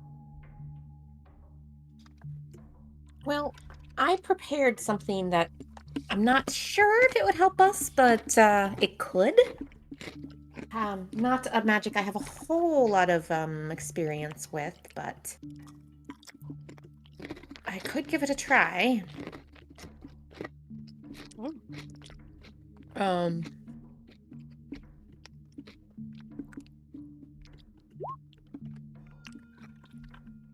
It's a bit of a informational scry, so to speak, that helps us guide us the best way to go about getting where we're planning to go. But I've never really tried it for cross-planner travel, but maybe it would give us some sort of hint that would help Eli be more accurate. I don't know. Yeah, would a map help? We have some maps of. I'm assuming I have some maps. What do you think, Slovik? What do you think that would work in this way, or am I just kind of grasping at straws? He says, well, my knowledge of the planes and planar travel is limited, and you know much more powerful magics than I do. I see. I have not even heard of this Find the Path spell. Give me a sec, I'm reading Plane Shift.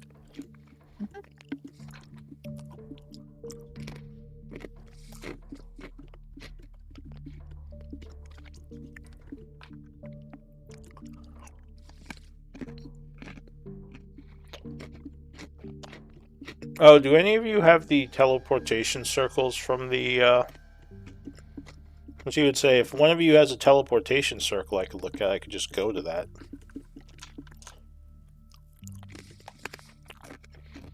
Yeah, we have one at Aldrin's Watch. He says, do you have the pattern for it?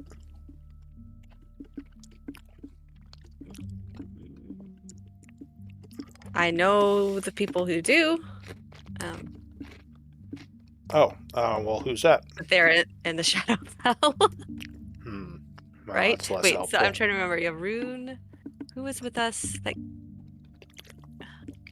He says, well, I actually think Glenn had a good idea, Uslog, if maybe you can describe this place we're going. Give me its name is important too. Names are powerful for this sort of thing, but also it will help to have a mental image of it if you could describe it to me. Yeah, she would describe Aldrin's watch. That's where we wanted to go, right? What skill would you use for that? Well, she's got the survival or the Outlander wanderer thing that she has an excellent memories for maps and geography. So she would describe the terrain, the settlement. All right, give me a in great survival detail. check with advantage. Yeah, I'll just link that there.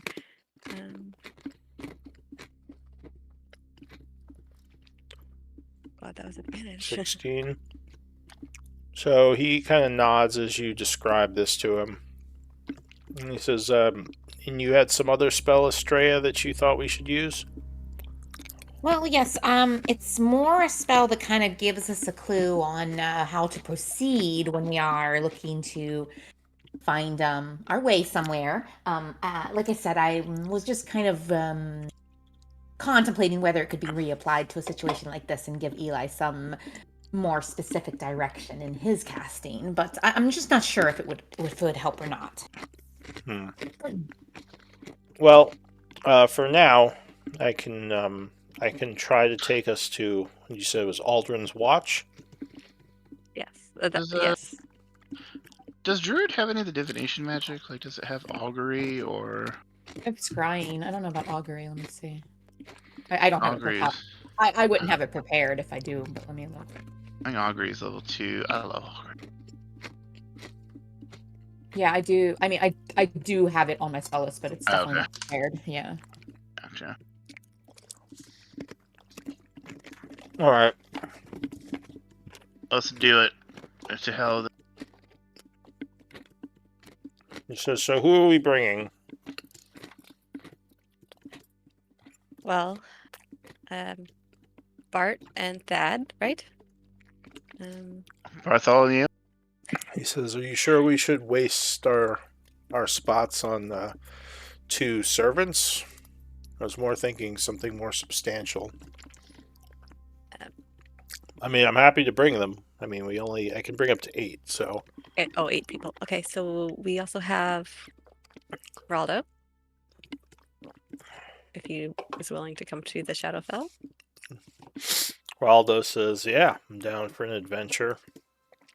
You all have been very generous bosses, and I look forward to see where this takes us. You have my bow. Would Malin want Diddy to come? Malin says, of course I want Diddy to come. I'm curious if he would want her to come, even if it could be dangerous. Probably. I feel like he'd leave that up to her if she wanted to come. Right. She will say, I do want to come with you. Smile at Malin. He says, I would worry too much if I just sat here in this tower waiting. So that's 2 plus us. So with I assume it's the 5 of you. Then there's Boulder Bottom, Diddy, and you have one more spot.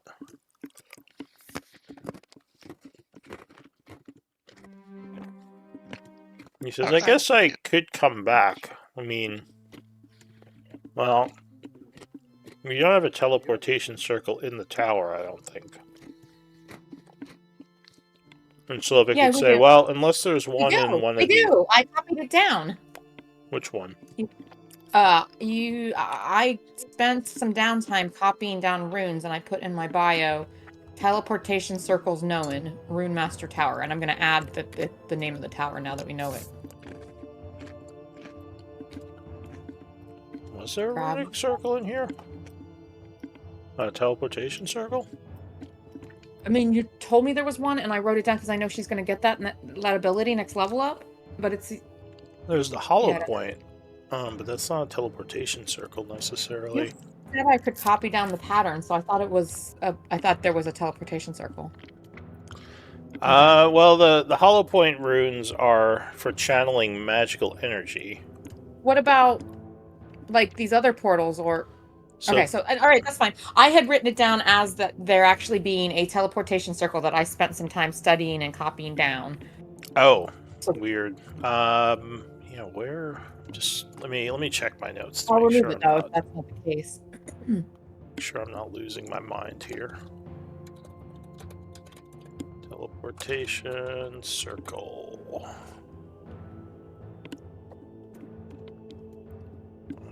Let's see.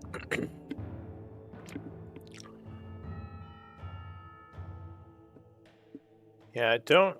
So, Slovak would say there could very well be one hidden in all these rooms that we haven't.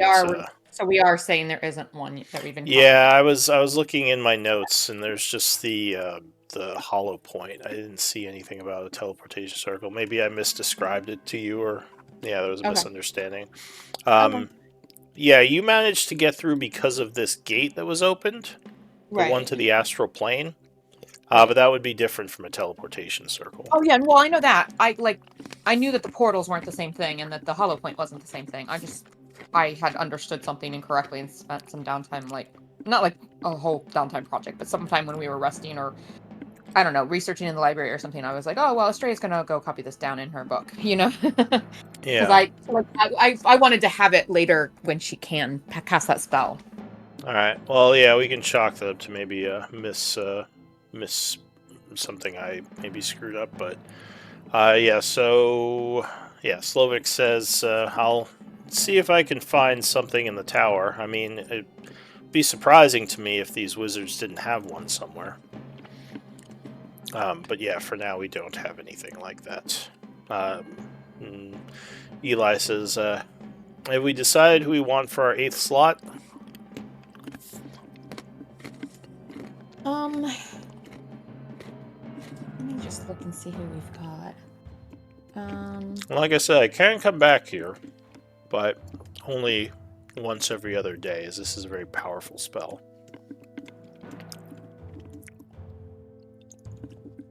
I don't think we have really very many other named people.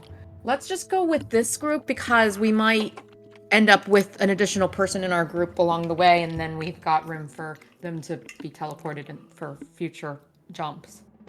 Yeah. Let's see. I'm gonna make a note that Gavrex isn't here anymore.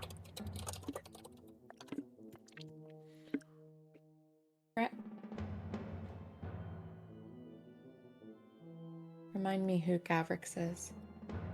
The Red Dragon. Oh, that's right. Okay. We should put him on our NPC ally list on what he's doing.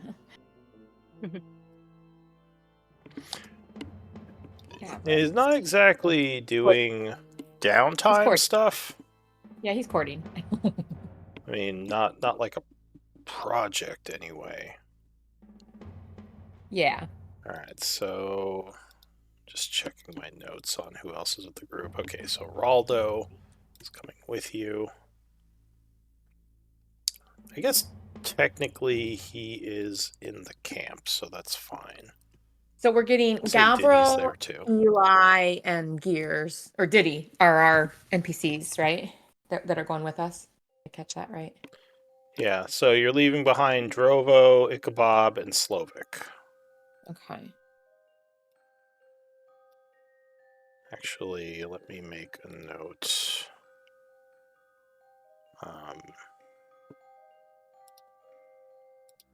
They are in...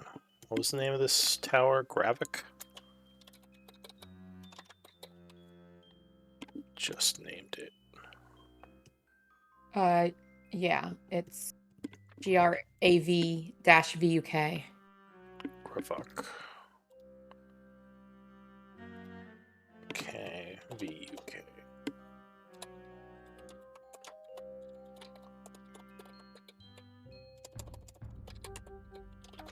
Okay. So with the 8 of you gathered around,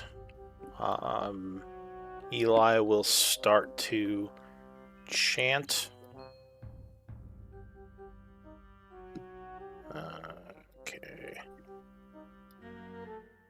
Sorry, I'm just moving these characters to the correct folders so I know where they all are. The energies from the spell kind of coalesce around all of you as he strikes the tuning fork. There is a whoosh of energy, and suddenly you are elsewhere. And elsewhere seems very very unsafe, as you seem like you are outside the walls of the keep, several, maybe 1,000 feet away, and there are a bunch of large creatures kind of gathered in the wasteland of this area, which would see you and start moving towards you. She's like, bring it on, I want to fight.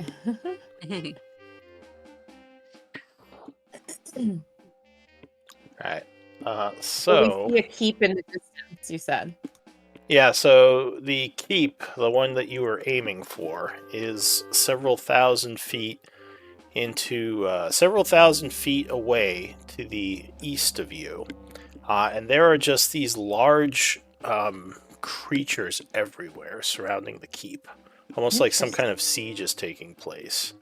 Oh, jeez. Oostog. But we are in sight of the Oostog, is that Watch? your Aldrin's watch? Oh, seems it's come under some other unfortunate All right, well, it looks like we situation. got work to do. She like cracks Yeah. her knuckles.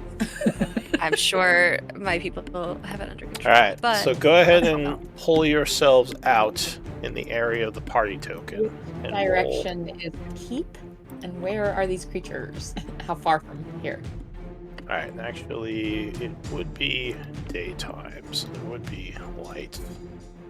Just not much, as you are in the dark realm of the Shadowfell. welcome to the Shadowfell.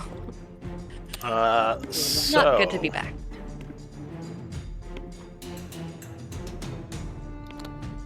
There's one nearby, and it looks like some weird combination of a giant and a troll. Oh, no. Oh, similar to perhaps what we've seen in the mountains? I mean, you saw a lot of trolls there. You never saw Yeah. anything quite like this. Quite like this. There are a lot of these things. Oh, I gotta get Oostog on the board. Oh my goodness. So... I'm really worried for the little sheep in that picture.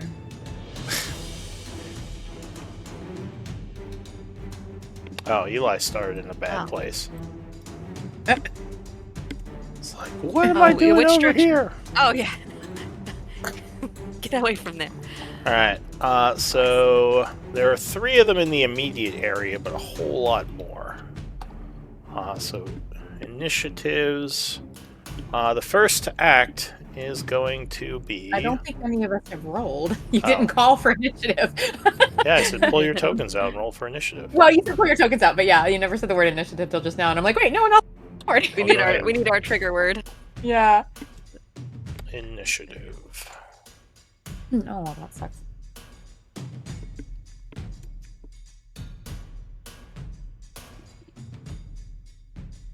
Remember to roll for Eli if you're playing him. Oh, is someone playing Boulder Bottom?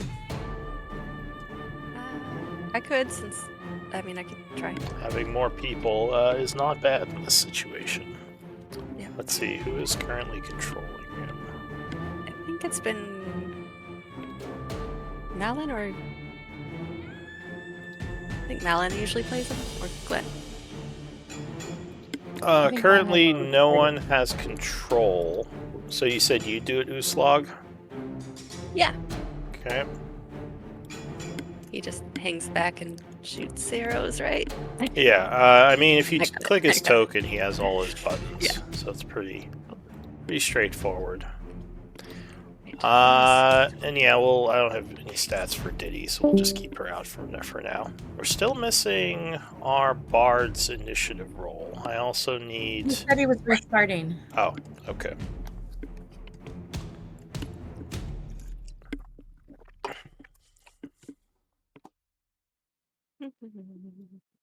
Eli would say, there are a lot of these creatures, and more might be coming.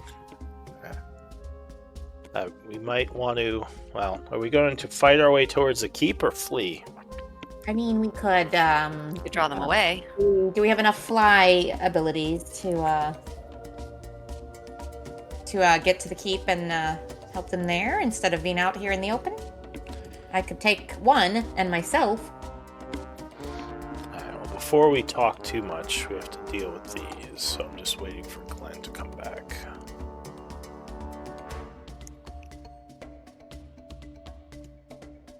Could you roll initiative for Boulder Bottom? Oh, sorry. I was reading his sheet. No worries. Let's see.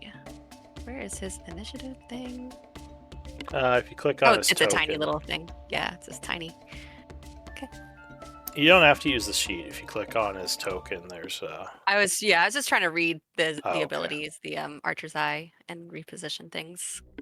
Oh, I meant for initiative. There's an init button if you click on his token. Oh yeah. I'm so bad. I never never use that top bar. Can I cast Emboldening Bond as soon as we show up here? There are some of them here, so it would be initiative first. Okay. But after you finish this battle, you'll have some time if you want to do some stuff. But these guys are kind of already difficult upon terrain you. here where these rocks are, because I don't think Boulder Bottom would have. The rocks are difficult terrain. Okay, actually, he's got good range on his weapon, so maybe not a bad idea. Wait, Boulder Bottom and Gavrix don't look that different. At least not when you're looking at the tiny little token, Yeah.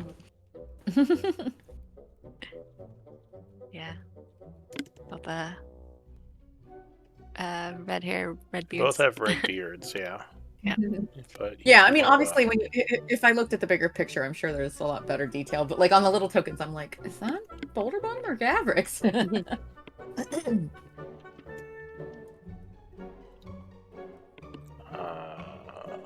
Glenn?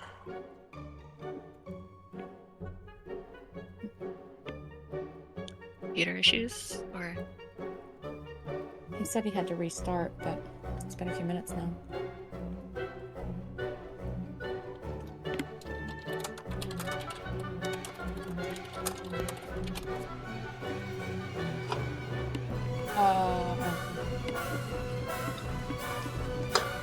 Alright, well, I guess I'll give him a minute.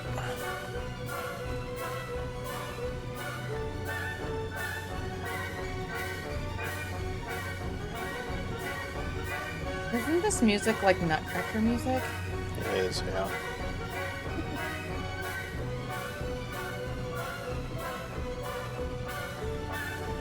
Hall of the Mountain King? I think. Oh, I don't know. I think it's in the Hall of the Mountain King, which is... yeah, it's a famous piece, but I don't think it was originally in the Nutcracker. Oh, okay. I'm not sure. I don't know my classical music. I don't know why I know. There's stuff that that melody's familiar, but I'm not really good at remembering composers and... Yeah. Faitha does usually have a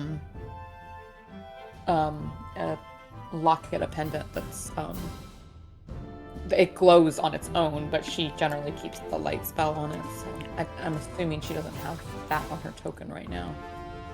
Oh, Estrella? Oh, sorry, Estrella. I did just call her by the wrong character name, sorry. Oh, I'm sure that's easy to do when you have so many. I mean, I haven't played Faitha over a year, but for some reason that's what popped out of my mouth. Yeah, that was right, yeah. The original Tuesday group fell apart. That's the last. And I think they only got to 14, so we're past where they were now. Welcome back. Here he is. Save us. I think, I feel like we had a couple people that could cast Fly. Obviously Glenn, but I feel like Eli, or maybe Clank could do it too. I don't know, or Melon. I don't know. I felt like we had a couple. Definitely, Malin can. And Because I could get Glenn one can't other. because he did that I could get myself and one other person out, but since we have a couple NPCs with us, we would need a few more flies if we were wanting to fly away to the keep, you know? So I'm going to take away Whirlwind and give you Plane Shift, because obviously you would have had to prepare Plane Shift for the day. Okay. Also, I will take away the 7th level spell slot, because, you used it. Alright, so we got everyone's roll. I think I just need Eli and Glenn for initiative. Okay.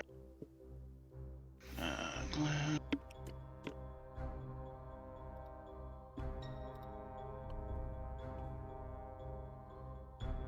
Fly's also a touch. It can be hard to do. Well, we all just came through the portal. We all just plane shifted, so we'd all be kind of actually probably pretty close together. Maybe even closer than we've arranged ourselves. Well, the arranging is done. I mean, Uslog may have just started running towards them when she appeared, which is very Uslog. Like Glenn gets to decide we're going to start the combat. And Eli, if you click on his token, there should be an init button at the top of the screen. Oh, yeah, that makes it. Alright, so the first act, as these things start to approach, is going to be Glenn. What do you want to do?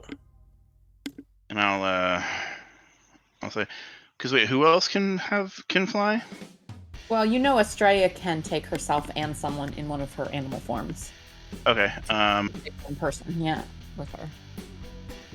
I'll just say. But we also don't forget we have Raldo, Diddy, and wasn't there one more? We have 3 NPCs. I will say these creatures have rocks. Before we fly, we might want to at least take these down. Very well. Or else we'll be pelted as we try to go. Yeah. Uslog already looks like she's like running up to meet this. Okay. All right, let's have some fun. She'll listen to you all. It's not they definitely look like they need a lesson. Since we can't take them all, it looks like there could be hundreds of them, but... Are the others, like, much further away? Like, we've got a number of rounds of combat before we'd worry. Yeah, so, like, they're kind of spread out. They don't look like they're in any type of organized group, almost like they were summoned here. Like, they're not even attacking the keep right now. Is there any activity on the keep walls? You're kind of far away. It's hard to make out. All right, let's do it. So go ahead, Glenn. I need your action. Spread out.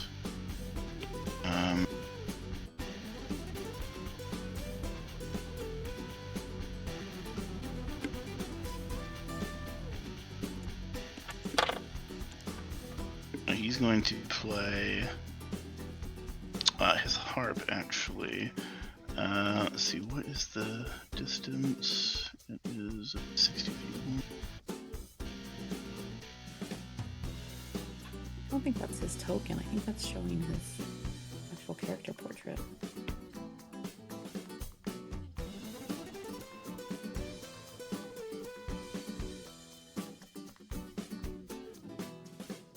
I am going to cast from my harp, Wall of Thorns. Okay.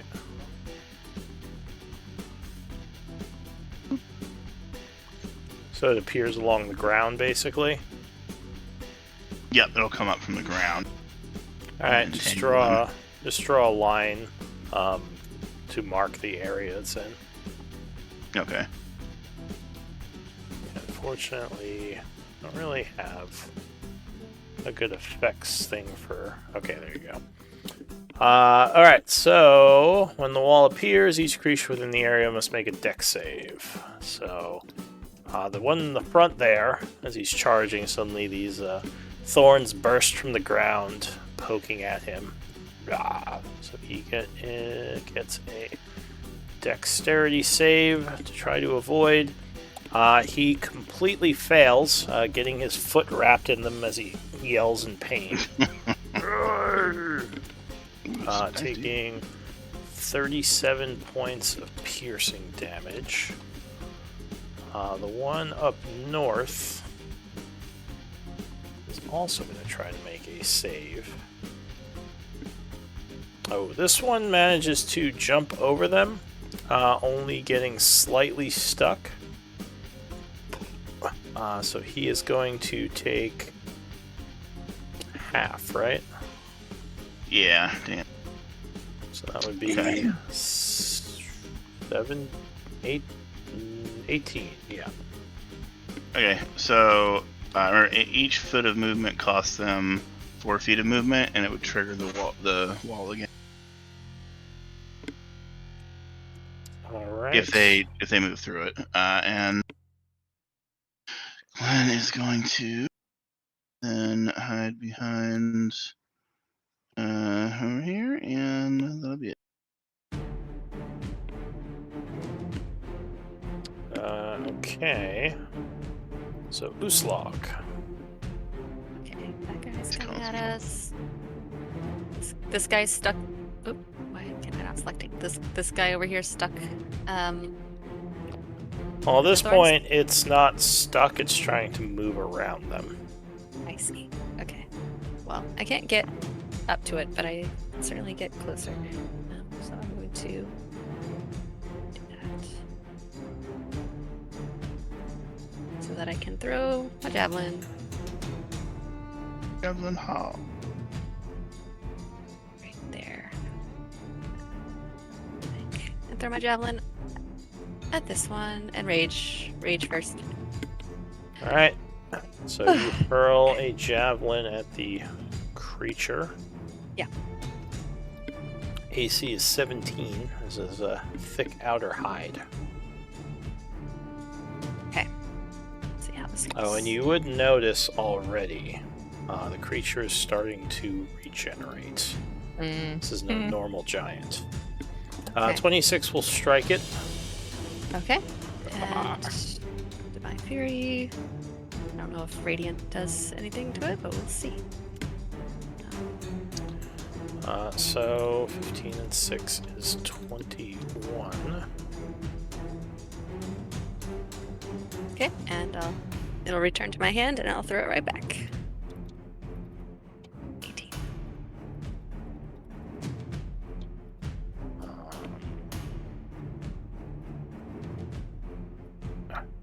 What is going on?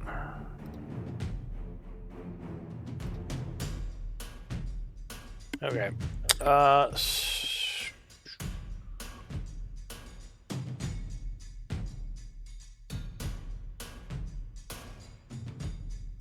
Okay. Sorry. All right. So you struck it for another 12. Or 21 and 12, which will put it to wounded. Definitely is now angry at you. All right, fair enough. I completely understand. Anything else? That's all. You're so understanding of the thing that you're beating up. Yeah. You know, mutual respect.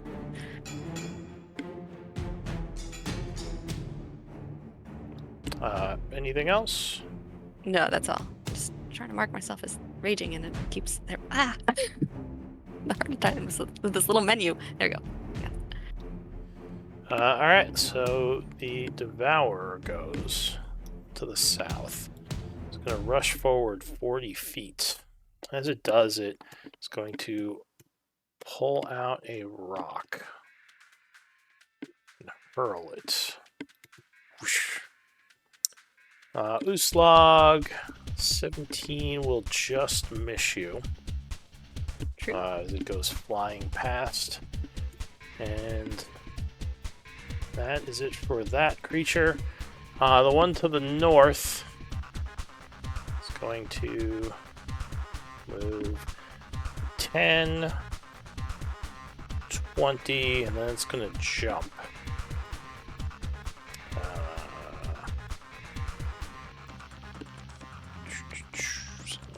It'll jump 25 feet to here. And then 5. So it will then pull out a rock and hurl it at Uslog as well, which will crash behind you, missing. Eli. Okay. They're all. Sure, now. Sure, because that means.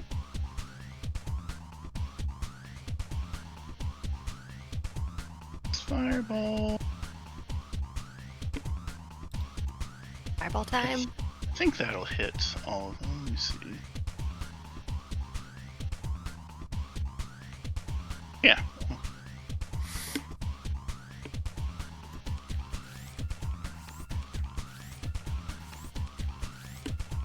It's 20-foot radius. Okay, that's not. Oof. Alright, go ahead and place the spell radius. As there is an explosion of flame acquiring. I don't see. I see a 15 and a 20 foot, or I see a 15, a 10, and a 30-foot radius, but not a 20. Oh, the Glen spell 20-foot radius. Well, there's another one that's not showing, which I will add it back. So you should see it now with the other ones. Oh, there we go. But, alright, so it would hit all of them as it explodes in between them. So the first one is going to try to dodge it. It will make it. Interesting. So it takes 13 fire and stops regenerating for the time being. Oh. Okay. Second one. Dex save will also make it, taking 13 fire and also stop regenerating. And the third one will fail, taking 27 fire and also stop regenerating. Eli, seeing that, will shout out, I think there must be some type of trolls. Fire stops whatever regeneration powers they have. And that will be Eli's turn. Alright, Aldo. Aldo says there might be more coming from the north. Okay. I was just reading the Archer's Eye. Okay, that's after you, Tech. He's going to take advantage of this one that had stopped regenerating, right? This one here? They've all stopped regenerating. All of them? Okay, great. And then he's going to just shoot at that one. Do I have... Well, what ranger spells do I have? Anything? He's just like a... I think he has Hunter's Mark. Hunter's Mark? Okay. But I think you're at a range for Hunter's Mark.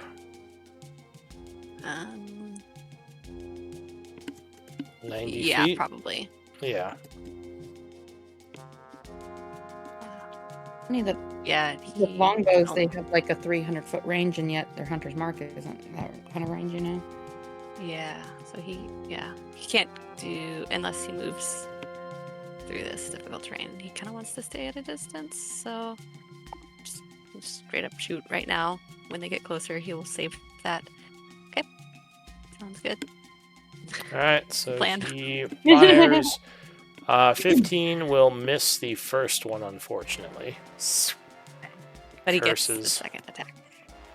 Takes a second shot. Ooh, 26 There you will go. That land. lands. Yeah. Oh, how do I roll damage for? Click him on the through this? longbow. Oh. Alright, so Look he different. shoots for 9 piercing, further wounding the large creature. Alright, that is it for him, I assume. Yeah. What is the Quasit going to do?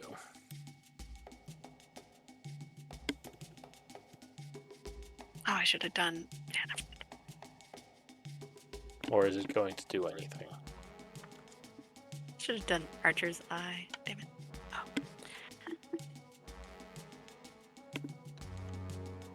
Quasit? Oh, I'm sorry. He's gonna switch to flight form as his action. This token still isn't like it doesn't have AC or health coming from the sheet. And he's kind of big. But, like, yeah, that's all. That's his turn. What's his HP? I don't... Hang on. I didn't open his sheet. I just drug him out. 13. Okay. And his AC is 13 as well. No, that's his AC. His hit points are 7. Yeah. Alright, 7. And we should make him tiny, but yeah, that's all. Alright, so from the north, you would hear some noise. As another one of these things comes down around the hill up there. Coming into view. Ending its turn. Estrella. Is my light shedding any light? You have a light spell? I know it's... Yeah, like, it's always on her locket. Yeah. I mean, I know we're in the Shadowfell and it's suppressed, but yeah. Okay, so I'm gonna cast... Well, first I'm gonna see if I can get closer to Ooslog. Oof, let's see here. Oh yeah, I have to remember, light is halved in the Shadowfell. So yeah, I guess I will go... Dang it. So far away. Well, alright, I'm gonna put Emboldening Bond on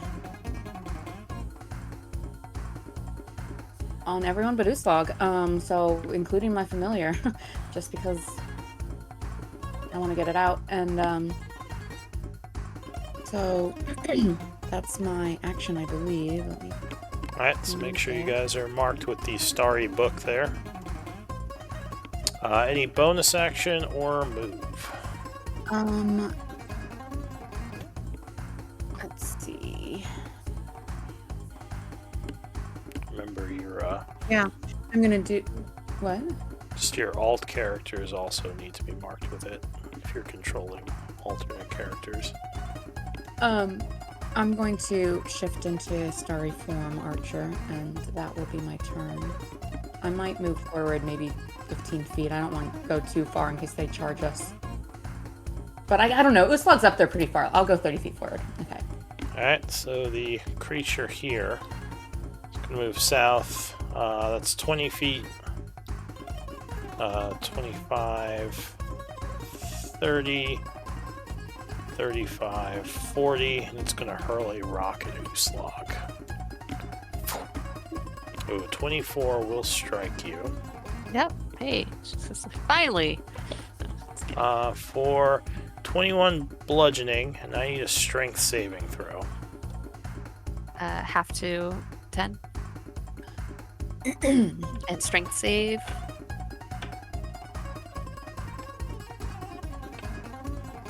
At advantage.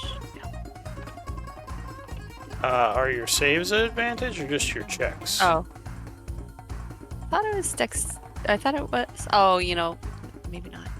Alright, well, anyway, you would feel yourself almost knocked off your feet Oh yeah, by the and saving throws. incredible impact, but you are still standing upright. That's it for the creature. New round, Glenn. Oh, sorry, also, at the end of the round, another one is going to arrive. I actually, I apologize. I'm still learning this character. I do get an attack with that Starry Form as part of the bonus action when I shift into it. Alright, go ahead and make your attack. Sorry. Which one are you shooting at? Well, I'm trying to remember what my range is, actually. Does it even say? No, it doesn't say there. Let me, It's 60. 60, okay. Well, then I might be too far away anyway. Oh, no. Okay. Alright, so then I would attack the one that was in range, yeah. Alright, you fire at it, but 16 is not enough, and that will dissipate off its armor. Glenn, top of the round. Okay,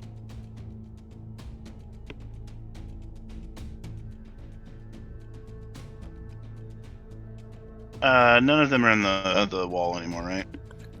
No, they're running south to try to go around it. Okay, I'll keep it up. This is going to break concentration, so Glenn is going to play a discordant chord and cast Synaptic Static. Wow. Alright. So there's an explosion of psychic energy around them, which they have to make in saves. Let's see how smart they are. Okay, so the first one will fail its in save, taking 31 and become muddled.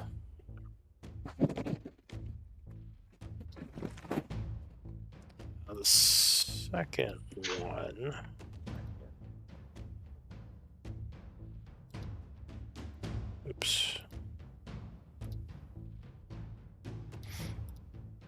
second one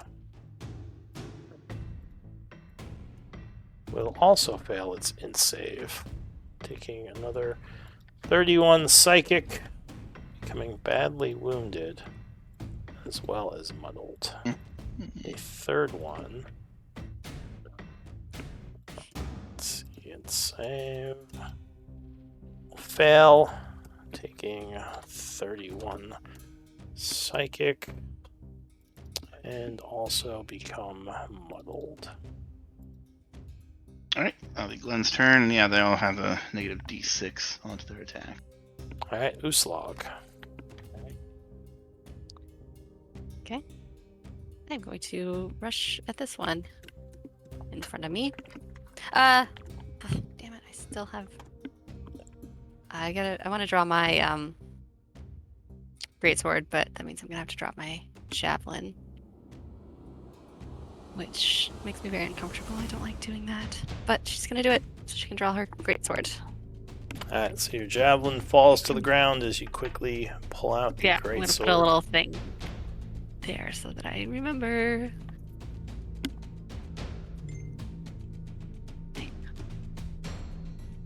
There it is. Where was she?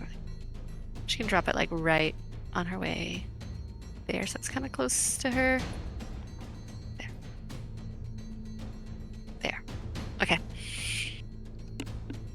Alright, so go ahead and do an attack.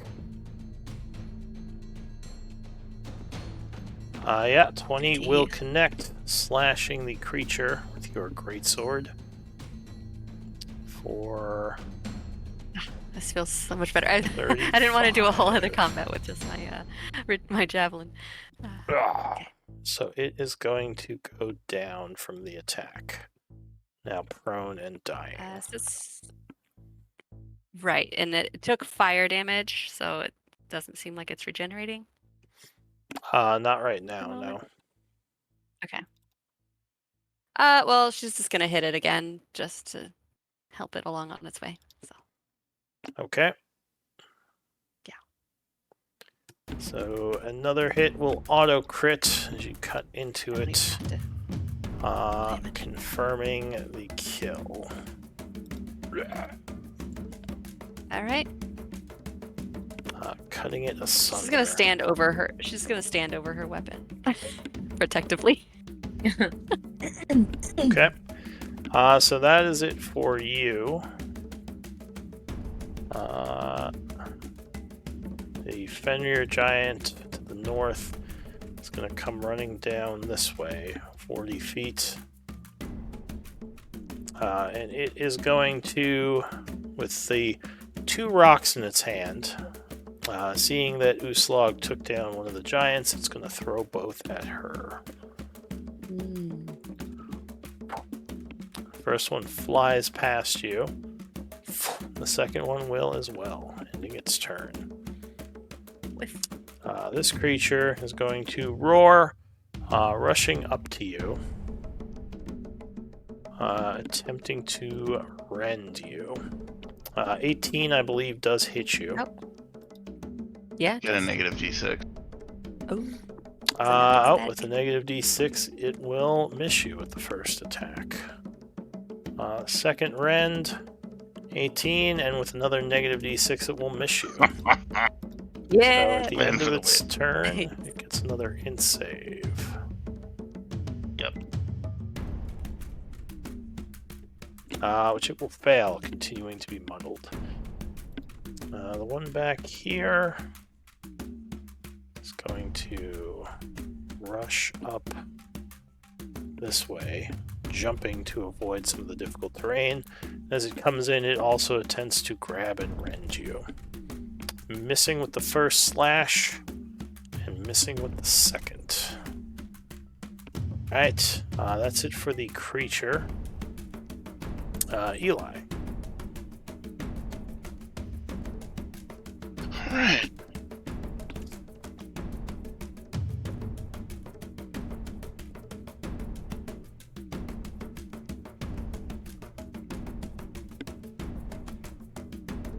If I just can do the same. Make sure they don't regenerate, so fireball again.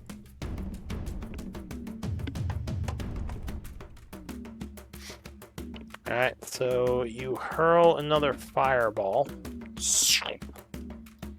blasting these guys.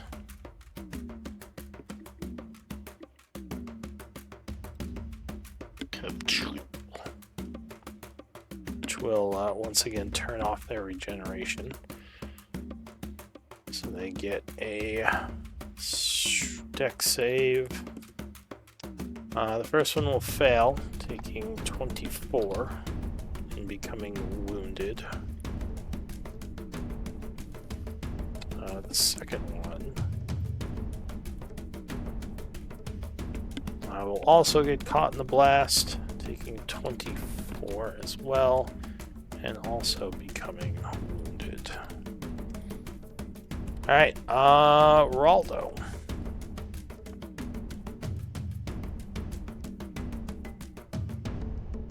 Alright, and then that is his turn. That's you, I believe. Uslag.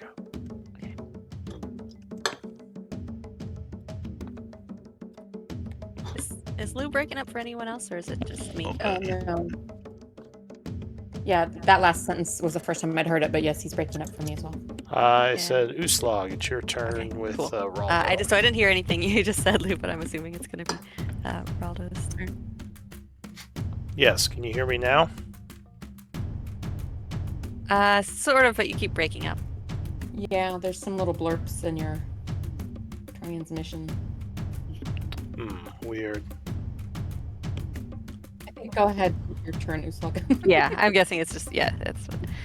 Okay. Alright, so he's going to shoot at, I guess, this one here. All right. See if I need to get closer. I don't think I do. He's got pretty good range. So, yeah, no, he's good. No, he's in range, yeah.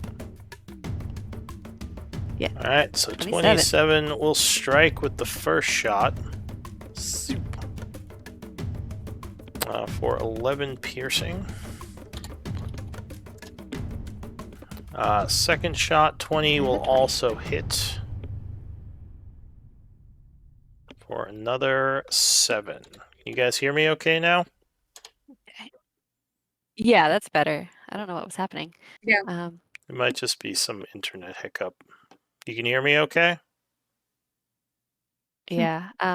Yeah, he's going to just move a little bit further south, just because they're coming from the north.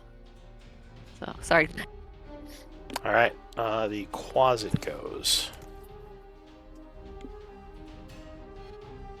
He's going to float north. Let me just check something here. 20 feet.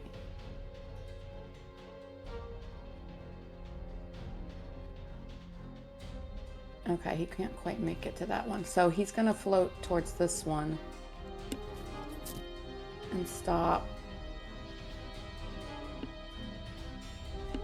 here.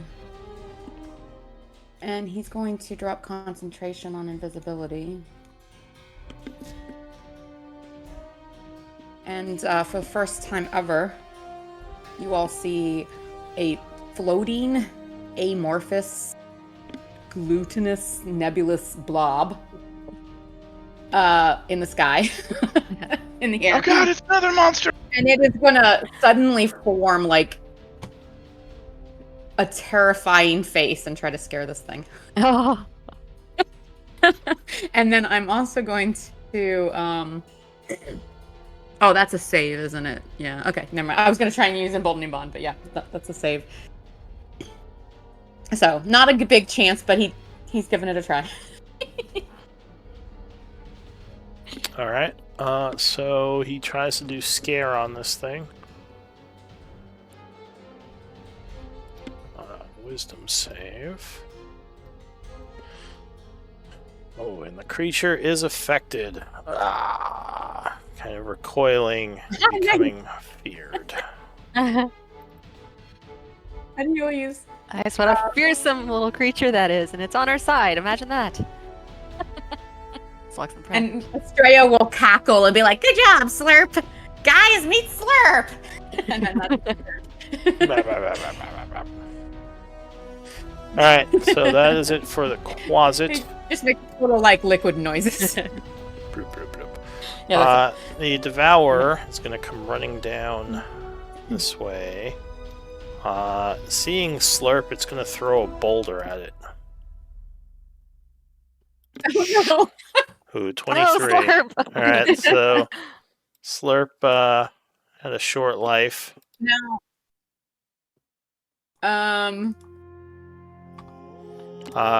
Let's see here. Do I have any? Yeah, you have anything to save it? And that's not magic. Yes. Can I?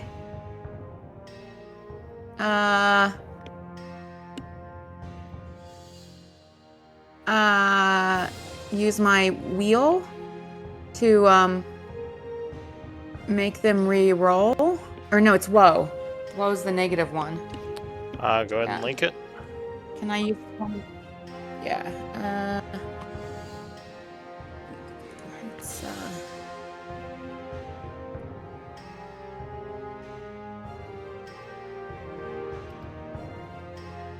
Cosmic Omen.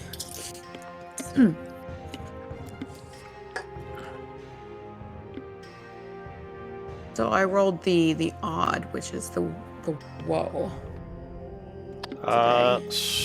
So you would spend your reaction, right? I don't think I'm in range. Sorry. Oh, so you caught it before I you can't wasted do it. it. All right. I can't do it. So yes, you're about to that's all. cast it and realize he is too far away. All right. So unfortunately, the little creature is struck by the boulder for 16 and just is completely annihilated. Like a liquid sucking noise. Oh.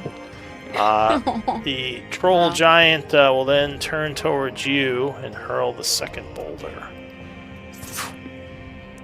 17, I believe, just hit you. I think that the other thing stays. Okay, yeah. So he stays frightened for a minute, but he gets a save each turn. Yeah. Okay. It's if the closet was still in sight, then it was disadvantaged, but it doesn't actually cancel just because the closet went bloop. Yeah. All right. Okay. So yeah, you hit me. And did you say you hit me? Yes. 17 versus AC would strike And I will you. use the woe for. Whoa, Then I'll use my woe for that. He's still out of range, I think. Because Oh remember, yeah, he has to never be mind. All within right, then I 30 guess I take feet. it. So you would be struck Yep. for Okay. 13 bludgeoning, and I need a strength save. Okay. Uh-oh. And that will end that one's turn. Oh, so you are knocked prone. Though luckily, it is now your turn, Estrella. Then I guess I stand up, Alright. and I so will you move. Use half your movement standing. Mm, You should quickly get to I'll your move feet. 15 feet south. And then I will cast Moonbeam at level 4. I think 15 feet would actually be here. I can't move forward and down. Like I can't move. I can't move diagonally. Double diagonal is more movement. This map is just not recording Is it counting correctly. because I'm using?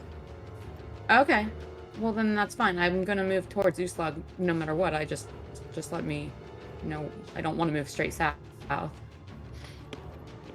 Well, So, you moved. Would it be 5, 10, 15 then?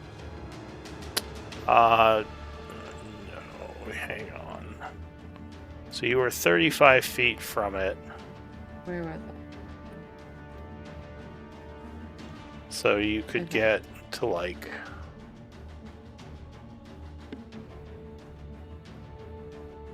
So this map is not counting correctly, is that right? It should be now. I fixed it. Alright, I'll just take one diagonal. Okay. Then I'll go to here. That's fine. Alright, so Estrella gets up, moves 15 feet. You keep cutting now. And any action? So yeah, level 4 moonbeam here, and bonus action. Pew on. Is this one still up? Yes. He's underneath the X, I think, for me, but I think he might still be awake. Oh, this one's wounded though, right? Yeah. Okay, so yeah, Lou, if you're answering me, I can't hear, but I'll attack the wounded one with my bonus action. And this time I'll use emboldening.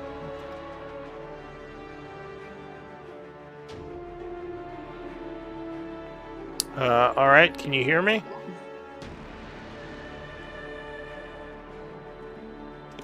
Let me try refreshing.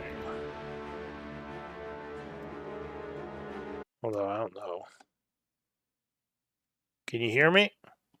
Like we get syllables here and there, but we're losing a lot. We're dropping a lot of syllables. Yeah. Alright, well let me just try to finish out this turn because we're at time anyway.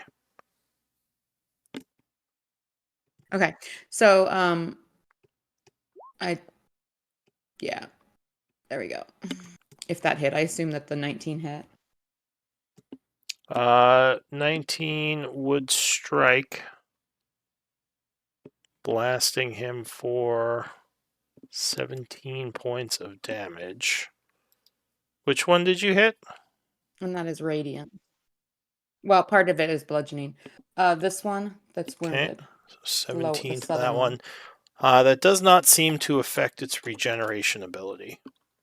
Although its regeneration is already turned off from the fire. Anything else? Gotcha. That's all she's got. Alright, so the one that you killed, Uslag, looks like it's trying to get up again. But it can't. Oh, even though it was hit by another fireball. And as it kind of falls forward, a black mist comes off of it and hurtles itself towards you, as if an evil spirit is attacking you. I need a charisma save. Wonderful. Oh, here, let me just move my dropped weapon out of the... Oh, no, that's Moonbeam. I can't click on my token, but that's okay. I can click on my sheet. Charisma saving throw, you say? Yes, DC 13. Oh, okay. It's probably not even worth using an inspiration for that because I'm going to roll so low that it's just going to be a waste. Okay. Oh, so you luckily would resist the curse becoming or not being affected by it, and then the creature will actually die. All right, so we would be going into a new round, but it is at time. So why don't we do MVP votes, and next week we'll have Malin back. Yay! Good game, everyone. Yeah. Good game.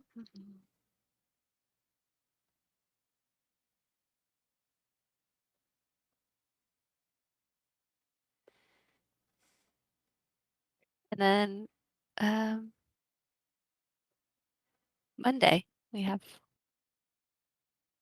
the Nightspire game. That we do. Yes. Need to find out the story of that, and Let the shenanigans begin. All right, so there is Probably a going to be- 3-way tie. So could I have D20 rolls? Nice. Which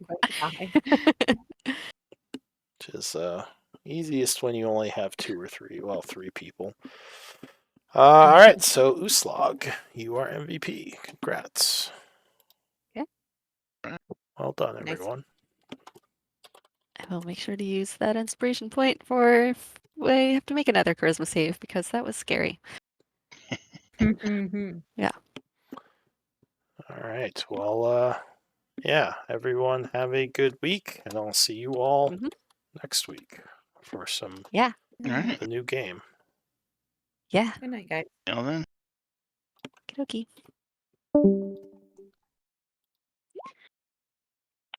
right. Good night. Good night. Good night.